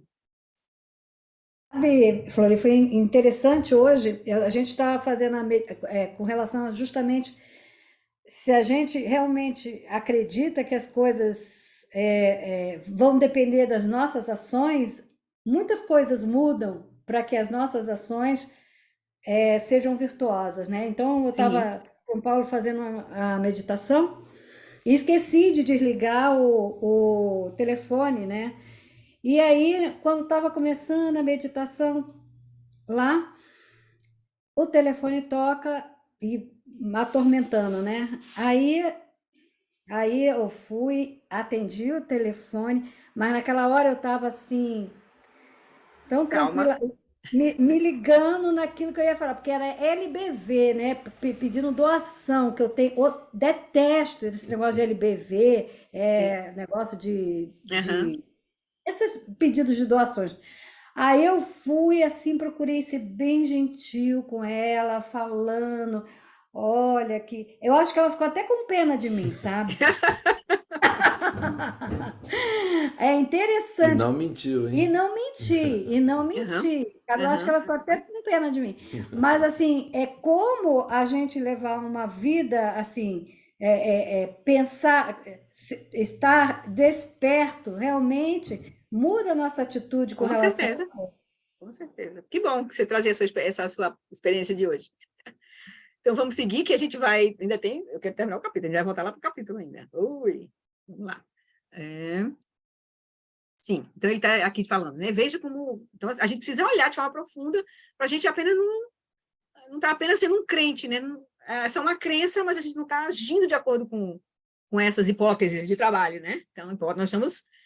sobre o que acontece depois da morte, para nós são hipóteses de trabalho, porque a gente não sabe, a gente está confiando, mas pelo que a gente está vendo dos ensinamentos, está vendo das transformações que estão acontecendo, isso vai se tornando cada vez mais uma hipótese muito, muito plausível, e se a gente aprofundar a nossa prática, a gente vai ver, de fato. Se a gente começar a ter vislumbres, a nossa consciência primordial, se a gente começa a ter sonho lúcido, aí a coisa vai fechando o cerco, né? E a gente vê as histórias dos mestres que morrem, como é que eles morrem, e o que acontece quando eles morrem. Então, a gente vai tendo... E aí, isso vai influenciando, de fato, as nossas escolhas na nossa vida, né? Não está só... A gente não está apenas dizendo que acredita, mas está agindo como se não as nossas ações não tivessem consequências, né? Então, a base da afirmação budista da conservação da consciência é a experiência do próprio Buda, corroborada por incontáveis contemplativos budistas após ele. Os insights dessa experiência direta foram, então, formalizados no contexto de um relato coerente e racional da natureza e das causas da consciência. Então, se você for olhar todos os ensinamentos sobre os bardos do morrer, da morte, vocês vão ver que são coerentes, assim. A perspectiva é muito clara de quem realmente olhou de forma profunda, não só o Buda, mas os contemplativos todos que vieram depois dele, que realizaram, né, esses ensinamentos. E comentaram e trouxeram mais detalhes ainda, né? Então, muitos budistas e outros contemplativos afirmam que a consciência continua após a morte. E muitos deram instruções claras sobre como o praticante pode confirmar essa verdade por si mesmo. Deixa eu só ver onde é que eu estou aqui. Estamos já chegando no final. Por si mesmo. Muitos cientistas cognitivos, por outro lado, lá vai o Lama atacando os cientistas, né? Muitos cientistas cognitivos, por outro lado, também afirmam saber que a consciência cessa na morte. Esse é o que eles dizem, né? Os budistas dizem que a consciência continua, e os cientistas cognitivos materialistas dizem que cessa. Qual é a base dessa afirmação, no caso dos cientistas? A ciência moderna não tem meios de detectar objetivamente a presença ou a ausência de consciência em qualquer coisa, humana, animal, vegetal ou mineral. Eles não dispõem de uma definição de consciência amplamente aceita, e os cientistas cognitivos também não descobriram as causas necessárias ou suficientes que levam ao surgimento da consciência. Eles têm descoberto, cada vez mais, correlatos cerebrais com estados específicos de consciência, mas ainda não descobriram o que há no cérebro que permite produzir ou mesmo influenciar os estados de consciência. Em suma, como o filósofo materialista Daniel Dennett reconhece, com relação à consciência, ainda estamos em uma terrível confusão, isso os cientistas. A consciência é o único tópico que muitas vezes deixa até mesmo os pensadores mais sofisticados confusos e sem saberem o que dizer. Na ausência de evidências científicas claras, parece que a base da visão materialista da consciência é simples. Aqui termina a citação, né? Não dizer aqui. Agora o Lama segue. Na ausência de evidências científicas claras, parece que a base da visão materialista da consciência é simplesmente uma predileção metafísica ou uma questão de fé na primazia da matéria. Eles também são crentes, né? Entende? Que os cientistas também são crentes na primazia da matéria. Então, com tão pouco conhecimento real fornecido pela ciência, está acabando, sobre a natureza e sobre as origens da consciência, então, com tão pouco conhecimento real fornecido pela ciência sobre a natureza e as origens da consciência, que fundamentos temos para a crença na morte eterna e sem consciência? Por mais reconfortante que seja essa noção, neste momento parece ser pouco mais do que pura conjectura. Além disso, essa crença simplesmente ignora as experiências de inúmeros contemplativos em todo o mundo que alcançaram estados profundos de concentração meditativa e afirmam ter confirmado por si mesmos a existência de vidas passadas. Os contemplativos budistas não se consideram em terrível confusão em relação à consciência. Para eles, a consciência não é um mistério. Talvez seja porque eles fazem parte de uma herança rigorosa, uma herança, né, cultural rigorosa, que levou a investigação experimental da consciência muito a sério, levou muito a sério, né, essa investigação em primeira pessoa, né, direta da consciência, durante mais de 2 milênios, enquanto a ciência moderna negligenciou a consciência até a última década do século XX. Lama diz que nos livros, lá nos textos sobre ciência, sobre a mente, não tem uma vez não aparece a palavra consciência. E ainda não dispõe de meios precisos para investigar a consciência em primeira pessoa, que é a única maneira de saber que a consciência existe. Como a ciência é objetiva, o método em primeira pessoa fica prejudicado dentro dos paradigmas da ciência comum, convencional. Eles não aceitam a investigação em primeira pessoa como válida. Por isso que eles têm que botar os aparelhos, tal, tem que observar de fora, né, um observador neutro. Então, porque a pessoa que olha diretamente não é um observador neutro. Mas eles não têm, o Lama diz, eles não dispõem de meios precisos para investigar a consciência em primeira pessoa, que é a única maneira de saber que a consciência existe. Não é de admirar que a ciência ainda esteja perdida a esse respeito. Quando aceitamos a teoria, aqui é legal, quando ele termina aqui. Quando aceitamos a teoria da continuidade da consciência além da morte, como uma hipótese de trabalho, a meditação sobre a morte se torna um grande remédio para as aflições mentais.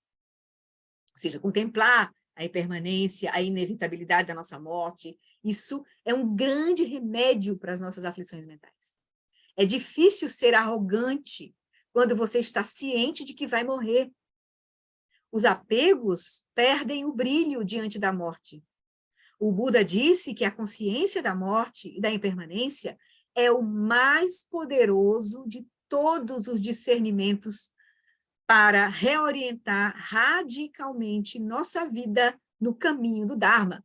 Por isso que está aqui esse tópico, né, no livro, né? Nesse momento do livro ele disse, Doducci deu duas meditações, contemplar a impermanência, dessa forma, profunda, e contemplar o contentamento, né? A gente vai ver agora essa segunda etapa.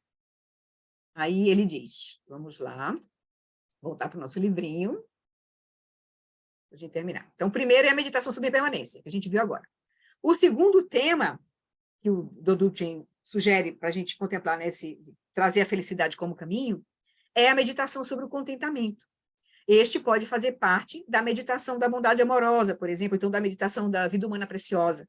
Se a gente começa a olhar, né, o que a gente já tem, uau, a gente devia ficar feliz, gerar o contentamento, uau, eu sou muito afortunado pelo que eu já tenho, então eu tenho mais aqui praticar, entende? Porque tem tanta gente que não tem essas condições, tem nem sonho em fazer esse tipo de investigação.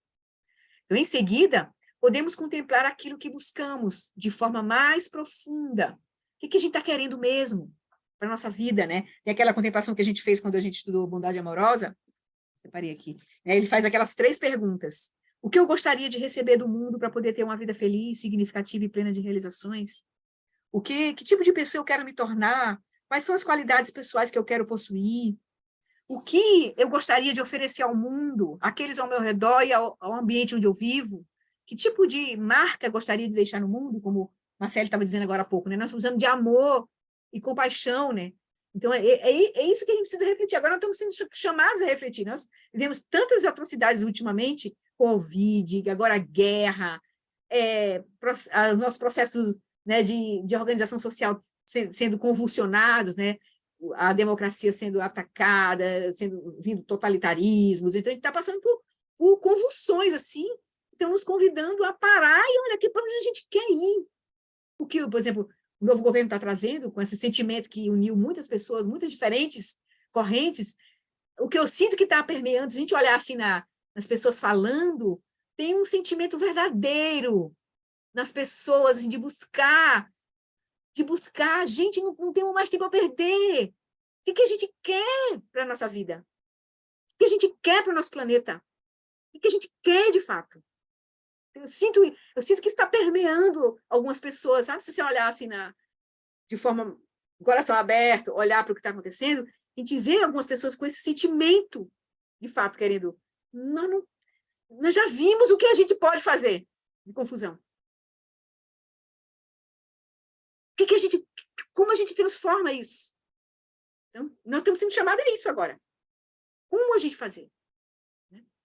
Então, que as pessoas, vamos rezar para as pessoas que de bom coração, de boa intenção, se unam, se consigam realizar. E que a gente possa ajudar, de alguma forma, né?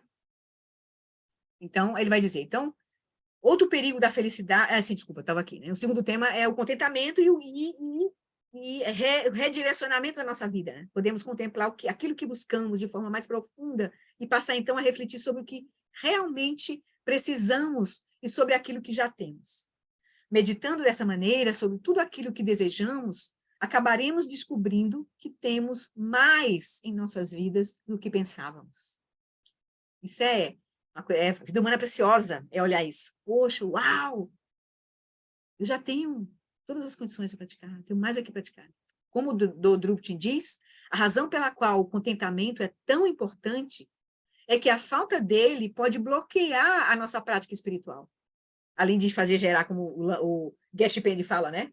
Nos ensinamentos dele sobre a raiva, a primeira coisa que faz surgir raiva é a infelicidade. A infelicidade gera irritação, gera frustração e nos leva à raiva. Então, é a fonte de gerar a energia mais, a aflição mental mais destrutiva na nossa vida e no nosso entorno, que é a irritação, a raiva. Então, se as pessoas estão sendo convidadas a gerar raiva, porque elas estão descontentes, estão infelizes. Então, o contentamento é muito importante.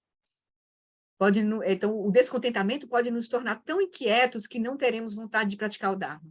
Enquanto a felicidade em demasia pode nos desviar tão completamente que nunca encontraremos tempo ou vontade para praticar. Então, a gente precisa só cuidar, né? Então, se aprendermos a transformar a adversidade em crescimento espiritual, bem como transformar a felicidade em prática, aprenderemos gradualmente a dar continuidade à prática sem nos importarmos com as circunstâncias. Ou seja, tudo está perfeito. Agora, tudo é prática, tudo é caminho. Aí, vamos terminar esse tópico agora. A natureza da adversidade. Então, tendo refletido sobre tudo isso, ele vai dizer, agora que temos algumas ideias sobre como transformar a adversidade em caminho, podemos avaliar mais profundamente a verdadeira natureza da adversidade. Que aqui a gente vai começar a se aproximar da sabedoria. A gente agora tem uns vislumbres que nos aproxima de olhar para a verdade última agora, né? Da abordagem, que aí ele só vai aprofundar no capítulo seguinte. Ele vai falar sobre a vacuidade. Mas aqui ele vai dar uns vislumbres assim. Ele vai dizer, agora a gente está podendo avaliar mais profundamente a verdadeira natureza da adversidade. Se um evento surgir subitamente e resultar em infelicidade, a maioria das pessoas o chamaria de adversidade. Mas e se descobrirmos que, em razão dessa, entre aspas, adversidade e subsequente sofrimento, se em virtude disso, nossa prática espiritual foi de alguma forma reforçada, com uma clara relação de causalidade? Por conta daquela situação, eu me transformei. Por conta daquilo, né, por conta de um acidente, ou de eu ter sofrido um acidente vindo de um processo muito desgastante, como foi o caso do meu irmão. Meu irmão vinha uma vida, gerava uma vida, estava levando uma vida assim terrível, assim, bem bandoleira, tinha 2 filhos na época, tendo um monte de amante, farra. Aí ele sofreu um acidente de carro vindo de uma farra, de moto, ele estava de moto, e no dia seguinte minha irmã teve um acidente seríssimo de carro. Minha irmã, o acidente dela foi... O dele não foi tão sério. Ele se arranhou, mas aí chegou em casa, contou uma mentira, né? Seguiu. Mas aí a minha irmã... Só vou parar aqui um minutinho para a gente se ver. Aí minha irmã sofreu um acidente no dia seguinte. O acidente dela foi de carro, ela sofreu um traumatismo craniano sério, que hoje ela é uma pessoa completamente independente em cima de uma cama. Ela ficou internada de maio até dezembro no hospital, ficou 4 meses em coma induzida, enfim, foi bem... Quando meu irmão soube do acidente da minha irmã, e tendo tido o acidente dele, ele se deu conta da fragilidade da vida. Foi um ensinamento profundo para ele, assim. Então, ele transformou-se completamente, assim. Pediu perdão para a esposa, entrou no caminho espiritual, que hoje ele é líder de uma igreja aqui, ele, a esposa também é ministra, os filhos todos trabalham na igreja, tudo. Transformou completamente, contou, pediu perdão por tudo que ele tinha feito, falou com as pessoas todas, sabe? Ele realmente fez uma transformação muito profunda, muito bonita. Até se perturbou, porque foi tão intenso o processo, e foi ele que foi lá visitar minha irmã na época, porque eu estava em eleição aqui, eu estava trabalhando ainda no TRE, não podia sair, e ele era advogado, a gente mandou ele, então, como emissário para ajudar nos processos burocráticos para liberar a curatela da minha mãe e tal, para poder a gente seguir com os processos burocráticos, né? De cuidar da vida Tinha 2 filhos, né, pequenos, então, um menor e outro, os 2, 12 anos e 17 anos. E aí, quando ele chegou lá, que viu minha irmã, ele surtou. Ele começou a surtar, assim. Ele precisou ser medicado, porque ele estava... A consciência dele se abriu muito no processo. E ele não estava preparado para aquela circunstância, entende? Eu vi isso no livro da Francesca Fremanta, que isso pode acontecer, uma abertura muito grande de consciência e você não está preparado para ela. Então, ele ficou muito perturbado, tipo, você começou a ver Jesus falando com ele, meio que saiu um pouco de órbita, assim, um pouco. Mas depois ele se estruturou, ele se acalmou, porque ele realmente foi uma transformação verdadeira. Ele só ficou um pouco perturbado porque foram muitas emoções e foi muito... A abertura foi muito profunda, assim. E ele não estava preparado, foi muito rápida, sabe? Então, mas ele ficou super bem depois, e aí agora ele é um praticante profundo, assim, profundo. Transformador, ele transforma a vida das pessoas, sabe? Porque ele se transformou, de fato. Então, só para a gente ter uma ideia, como um acontecimento que podia ser uma adversidade, para ele ele conta a história, como foi o acidente dele, como foi a transformação dele, ele escreveu um livro, pequenininho, assim, na igreja dele e tal. Então, assim, então não é uma adversidade, de fato, né? Na verdade, é um ensinamento, é o nosso karma, oportunidade para a gente ver a nossa vida, para onde a gente estava indo, né? Para ele foi uma oportunidade, assim, né? E aí então ele diz aqui, então aquilo que a gente chamaria de adversidade e o sofrimento que vem com isso, né? Nossa prática espiritual foi de alguma forma reforçada, com uma clara relação de causalidade? Ainda seria uma adversidade nessa circunstância, esse evento? Não, né? Não é mais uma adversidade. A maioria das pessoas automaticamente assume que há algo inerentemente infeliz na adversidade e que todos são, obviamente, capazes de identificar a adversidade, como se todo mundo visse aquilo como adversidade, ela fosse algo inerente ao evento, né, por exemplo. Sentimos que a adversidade se autodefine e que somos apenas destinatários involuntários. Isso é uma visão equivocada, né? No entanto, os ensinamentos budistas dizem que a adversidade é algo completamente diferente. Ao invés de ser uma condição puramente objetiva, ela está relacionada ao sujeito, à mente, né? Ao observador. Conforme o ideal de Bodhicitta e o papel da prática espiritual assumem um papel mais central para nós, quando a gente começa a ter a motivação Bodhicitta de fato surgindo, a nossa prática realmente fazer sentido para nós, esses ensinamentos começam a ganhar vida. Por outro lado, enquanto ainda acreditarmos que o nosso bem-estar depende de circunstâncias externas, a ideia de que a diversidade não se autodefine pode não ser muito relevante. Se acreditarmos que a diversidade é determinada unicamente pelos objetos, né, pelas circunstâncias externas, então, de certa forma, assim será, porque teremos abandonado a nossa própria capacidade de influenciar os eventos, porque é a nossa mente que cria a realidade. Tudo surge da nossa mente. A felicidade, a nossa mente é a fonte da nossa felicidade, mas também pode ser a fonte de toda a nossa confusão, e é a fonte de toda a nossa confusão, né? Porque está operando em ignorância, né, com delusão. À medida que, quando a gente começa a remover a delusão, remover as aflições mentais, remover a delusão e remover a ignorância, nós vamos encontrar a fonte da felicidade na nossa própria mente. Não está em outro lugar. Então, à medida que começamos a mudar a nossa forma de pensar, torna-se óbvio que identificar algo como adversidade ou não depende de nós. À medida que desenvolvemos mais e mais recursos para transformar os eventos, começa a gente ter renúncia, né, gerar refúgio, e aí a gente ter até gerar grande compaixão. Então, a gente vai parar de definir os eventos como felicidade ou adversidade. Em vez disso, tornam-se simplesmente eventos. E há uma possibilidade muito menor de que venham a constituir obstáculos ao caminho espiritual. Agora daremos mais um passo adiante. É possível a gente cultivar a atitude de considerar a circunstância presente na nossa vida, né, como sendo ideal para o nosso bem-estar e para a prática espiritual, não importando qual seja. Ou seja, isso é transformar tudo como caminho. Tudo, a nossa vida em Dharma. Tudo é uma oportunidade para a gente praticar. Porque a gente vai estar com essa visão, com essa perspectiva de olhar tudo como caminho. Saber que tudo depende de como a gente se relaciona com as coisas. E tudo serve para nos ajudar a remover os nossos próprios obstáculos, que são internos. Então, essa atitude tem uma utilidade muito prática. Se a gente consegue olhar tudo como caminho, essa atitude tem uma utilidade muito prática, conforme avançamos no Dharma. Ela exige uma compreensão profunda de que cada evento, da forma como ocorre, a cada momento, é um poderoso estímulo para alguma faceta do nosso desenvolvimento espiritual. Cada momento é perfeito para a prática e pode nos fornecer uma oportunidade para cultivar a inteligência, a compaixão, a estabilidade, a equanimidade, a renúncia ou a paciência. Quem está vivenciando problemas agora pode ver isso, assim como isso. Esse convite que ele está fazendo, né? Olhar tudo como oportunidade para a gente praticar tudo isso, né?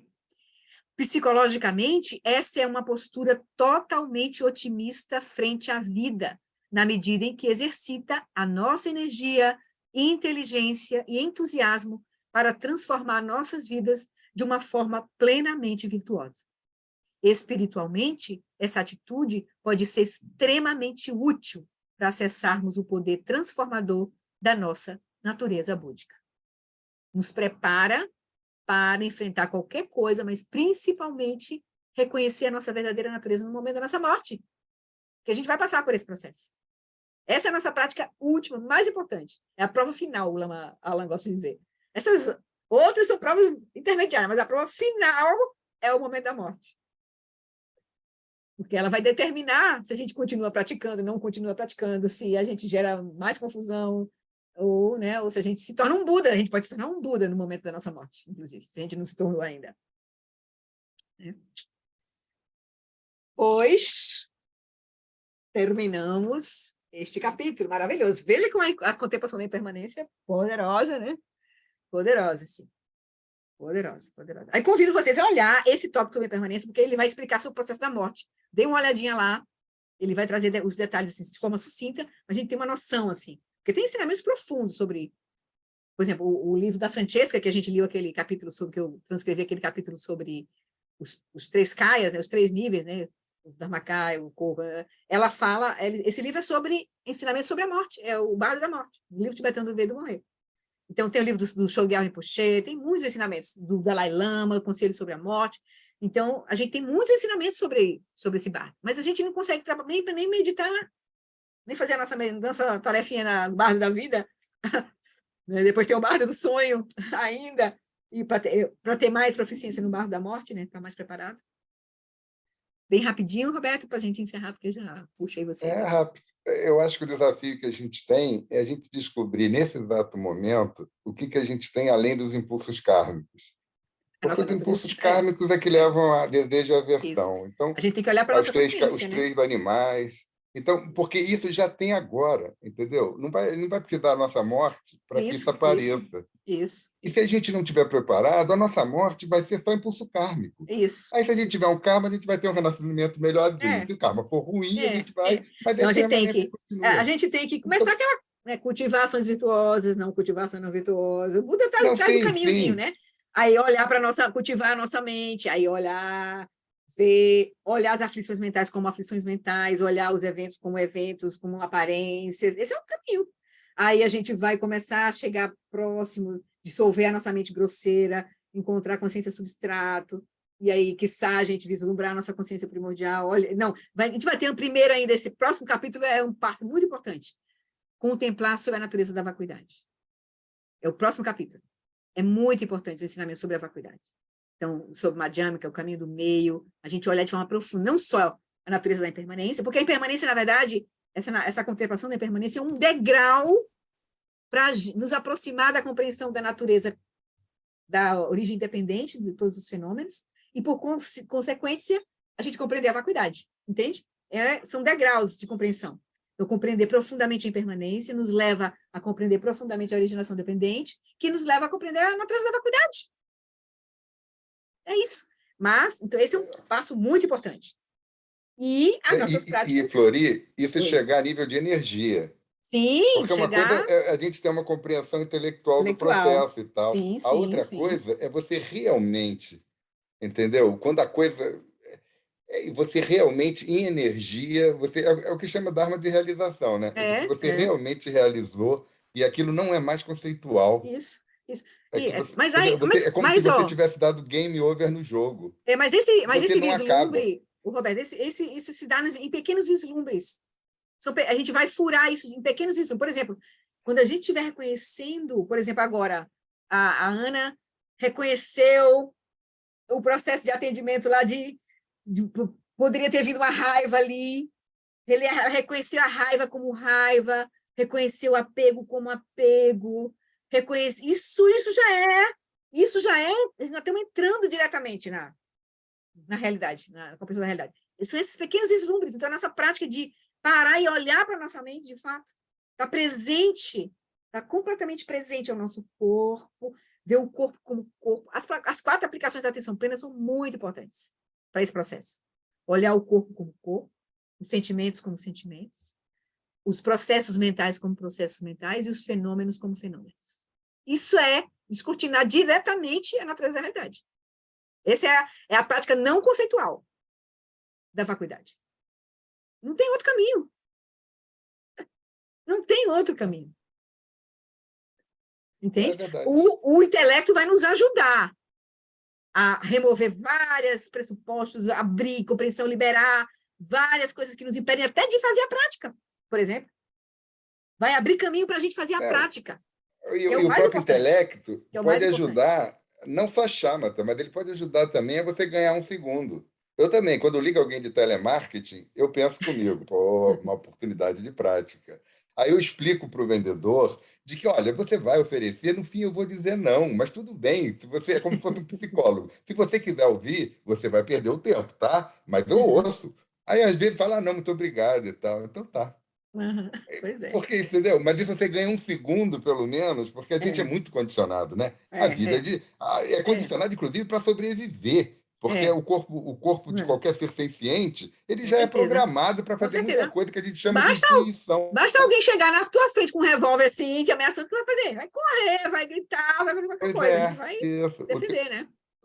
A fisiologia do corpo vai mudar naquele momento. A gente ouve um barulho, a gente se abaixa. Vai ter dor de barriga. Antes de pensar, ouve um barulho. E não morrer do coração, de medo. Isso. Então, a gente pelo menos ganha um segundinho e tal. Então, a gente já tendo o diagnóstico, já ajuda.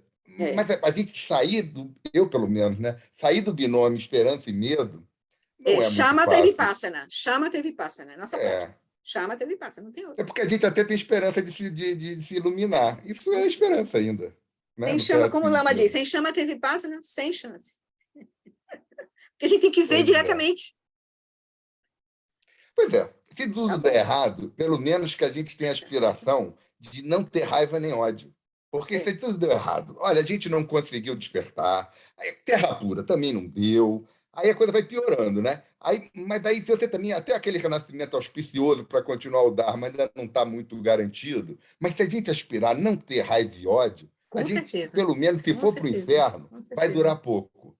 Porque para você sustentar uma realidade infernal, você tem que, aquilo ali tem que ser mantido, né? Você tem que continuar com ódio. A prática da aspiração é muito importante. A gente aspirar é muito importante. Importantíssimo. Porque o Dzongsa Khyentse Rinpoche fazer mais fácil. O Dzongsa disse, a prática mais importante é aspirar a aspirar. O próximo, o Dudjom Rinpoche, o Dzongsa Khyentse Rinpoche disse aqui no Brasil, aspirem a aspirar. Entendeu? Desejar. Então, porque isso é a nossa mente. É o que vai nos conduzir. E Flori, isso a gente está acostumado. A gente está sempre desejando alguma coisa. Pois é, então que seja a liberação. Por isso que tem que fazer o desejo mais elevado. Pelo menos sair das emoções mais grosseiras. Que a raiva e ódio é a mais grosseira. Pois é, né? É aquela que é do inferno. Então você fala, olha, eu aspiro, desejo, que cada vez mais a minha operação mental, pelo menos, se livre dessa. Sabe aquele primeiro degrauzinho? Isso. Esse, pelo menos, eu acho que a gente consegue com mais sucesso. Né? Com certeza. Aspirar compaixão, amor, alegria, equanimidade, generosidade, aí paz. você já está no terceiro, Nós não, quarto a gente já vamos esperar coisas boas, bondade, como amor e compaixão, o melhor que a gente pode oferecer para o outro. É bondade. Eu aspiro a acabar com a delusão de separatividade, verificar que tudo é uma coisa só e a consciência primordial autocognoscente. Se não deu isso, aí no último é pelo menos parar de odiar. Então, esse aí, entendeu? Mas acho que eu os mestres dizem que compaixão e amor é a face da realização da sabedoria. é a realização da sabedoria. Amor e compaixão, não tem outra coisa para surgir. Eu também Não é bom acho. aspirar amor e compaixão, é mais fácil. Mas Né? a gente, pelo É menos, complicado. entendeu? Porque, às vezes, a gente pode ter sementes em lá virginana que a gente não gostaria de ter. Então, era bom que elas murchassem, né? Então, a gente ter consciência de que raiva e ódio é o pior, essa que pelo menos eu tenho. Espero que Tá a gente ótimo. pode até esquecer, mas Tá já bom. é um patamar mínimo. Aí depois a gente vai, a gente com paixão, tudo, meta bala, aí vai o caminho. Tá bom. É Tá isso. bom, queridos. Valeu, Então tá, Flori. boa prática. Vamos lá fazer a nossa dedicação Valeu. para a gente gerar os nossos méritos completos aqui. Vamos fazer a nossa dedicação, então. Por esta acumulação de méritos, possa eu obter a onisciência que tudo vê, e possam todas as falhas ser superadas. Que das ondas revoltas e turbulentas do nascimento, velhice, doença e morte deste oceano do Sansara, possa eu liberar os seres. O reino cercado, preste longa vida sua, sentado Dalai Lama. Vou fazer tudo em português para ser mais rápido aqui. No reino cercado de por anéis de montanhas nevadas, você é sem exceção a fonte de todo benefício e felicidade. Poderoso Avalokitesvara, Senhor da compaixão, Tenzin Gyatso, que os seus pés de lótus permaneçam firmes por centenas de éons. Que o professor Sakyamuni, o grande Vajradhara, e aquele que sustenta os mistérios de todos os Jinas, Padmasambhava, possam firmar os pés de lótus daqueles que sustentam os ensinamentos, todos os nossos professores, e fazem com que os feitos do Buda brilhem como o sol e a lua. Aquele que derrama uma grande chuva de amor sobre seres em terras distantes e sustenta-os com o néctar dos ensinamentos do Buda, aquele ilimitadamente afortunado grande ser conhecido como Alan Wallace, possa sua vida ser longa. Em Jambudvipa em geral e especialmente no Ocidente, você ilumina os ensinamentos dos Jinas como a luz do sol. Ó Mestre, possam sua longevidade e seus feitos ser muito extensos, e possa você guiar todos os seres no caminho da liberação, e que nunca largue a nossa mão até a nossa iluminação. Prece para a preservação dos ensinamentos do John Limpa. A extensiva tradição da transmissão de Padmasambhava é a escola da tradução antiga da grande perfeição. Do John Limpa é o sustentáculo desses ensinamentos da essência definitiva, que seus profundos termas possam ser preservados pelo estudo e pela prática, para que não diminuam até o final da existência condicionada. Que a bodhicitta sublime e preciosa surja onde quer que não tenha surgido, e sem enfraquecer onde já surgiu, que ela se expanda cada vez mais. E aí a gente renova nossos votos de Bodhisattva dessa maneira. As criações são incontáveis, faço o voto de liberar todas elas. As delusões são inesgotáveis, faço o voto de transformá-las. A realidade é indelimitada, faço o voto de percebê-la. O caminho desperto é insuperável, faço o voto de corporificá-lo. Por essa virtude, possa eu rapidamente realizar o Lama de Odiana e possa eu conduzir todos os seres, sem exceção, a esse estado de realização. Eu adi Vidada, Odin Lama Drugyanedro, Adikya Malupá, Dei Salagopá, show. Obrigada, queridos. Boa noite a todos. Obrigado a você. Obrigada, Boa noite a Bem, todos. seguro.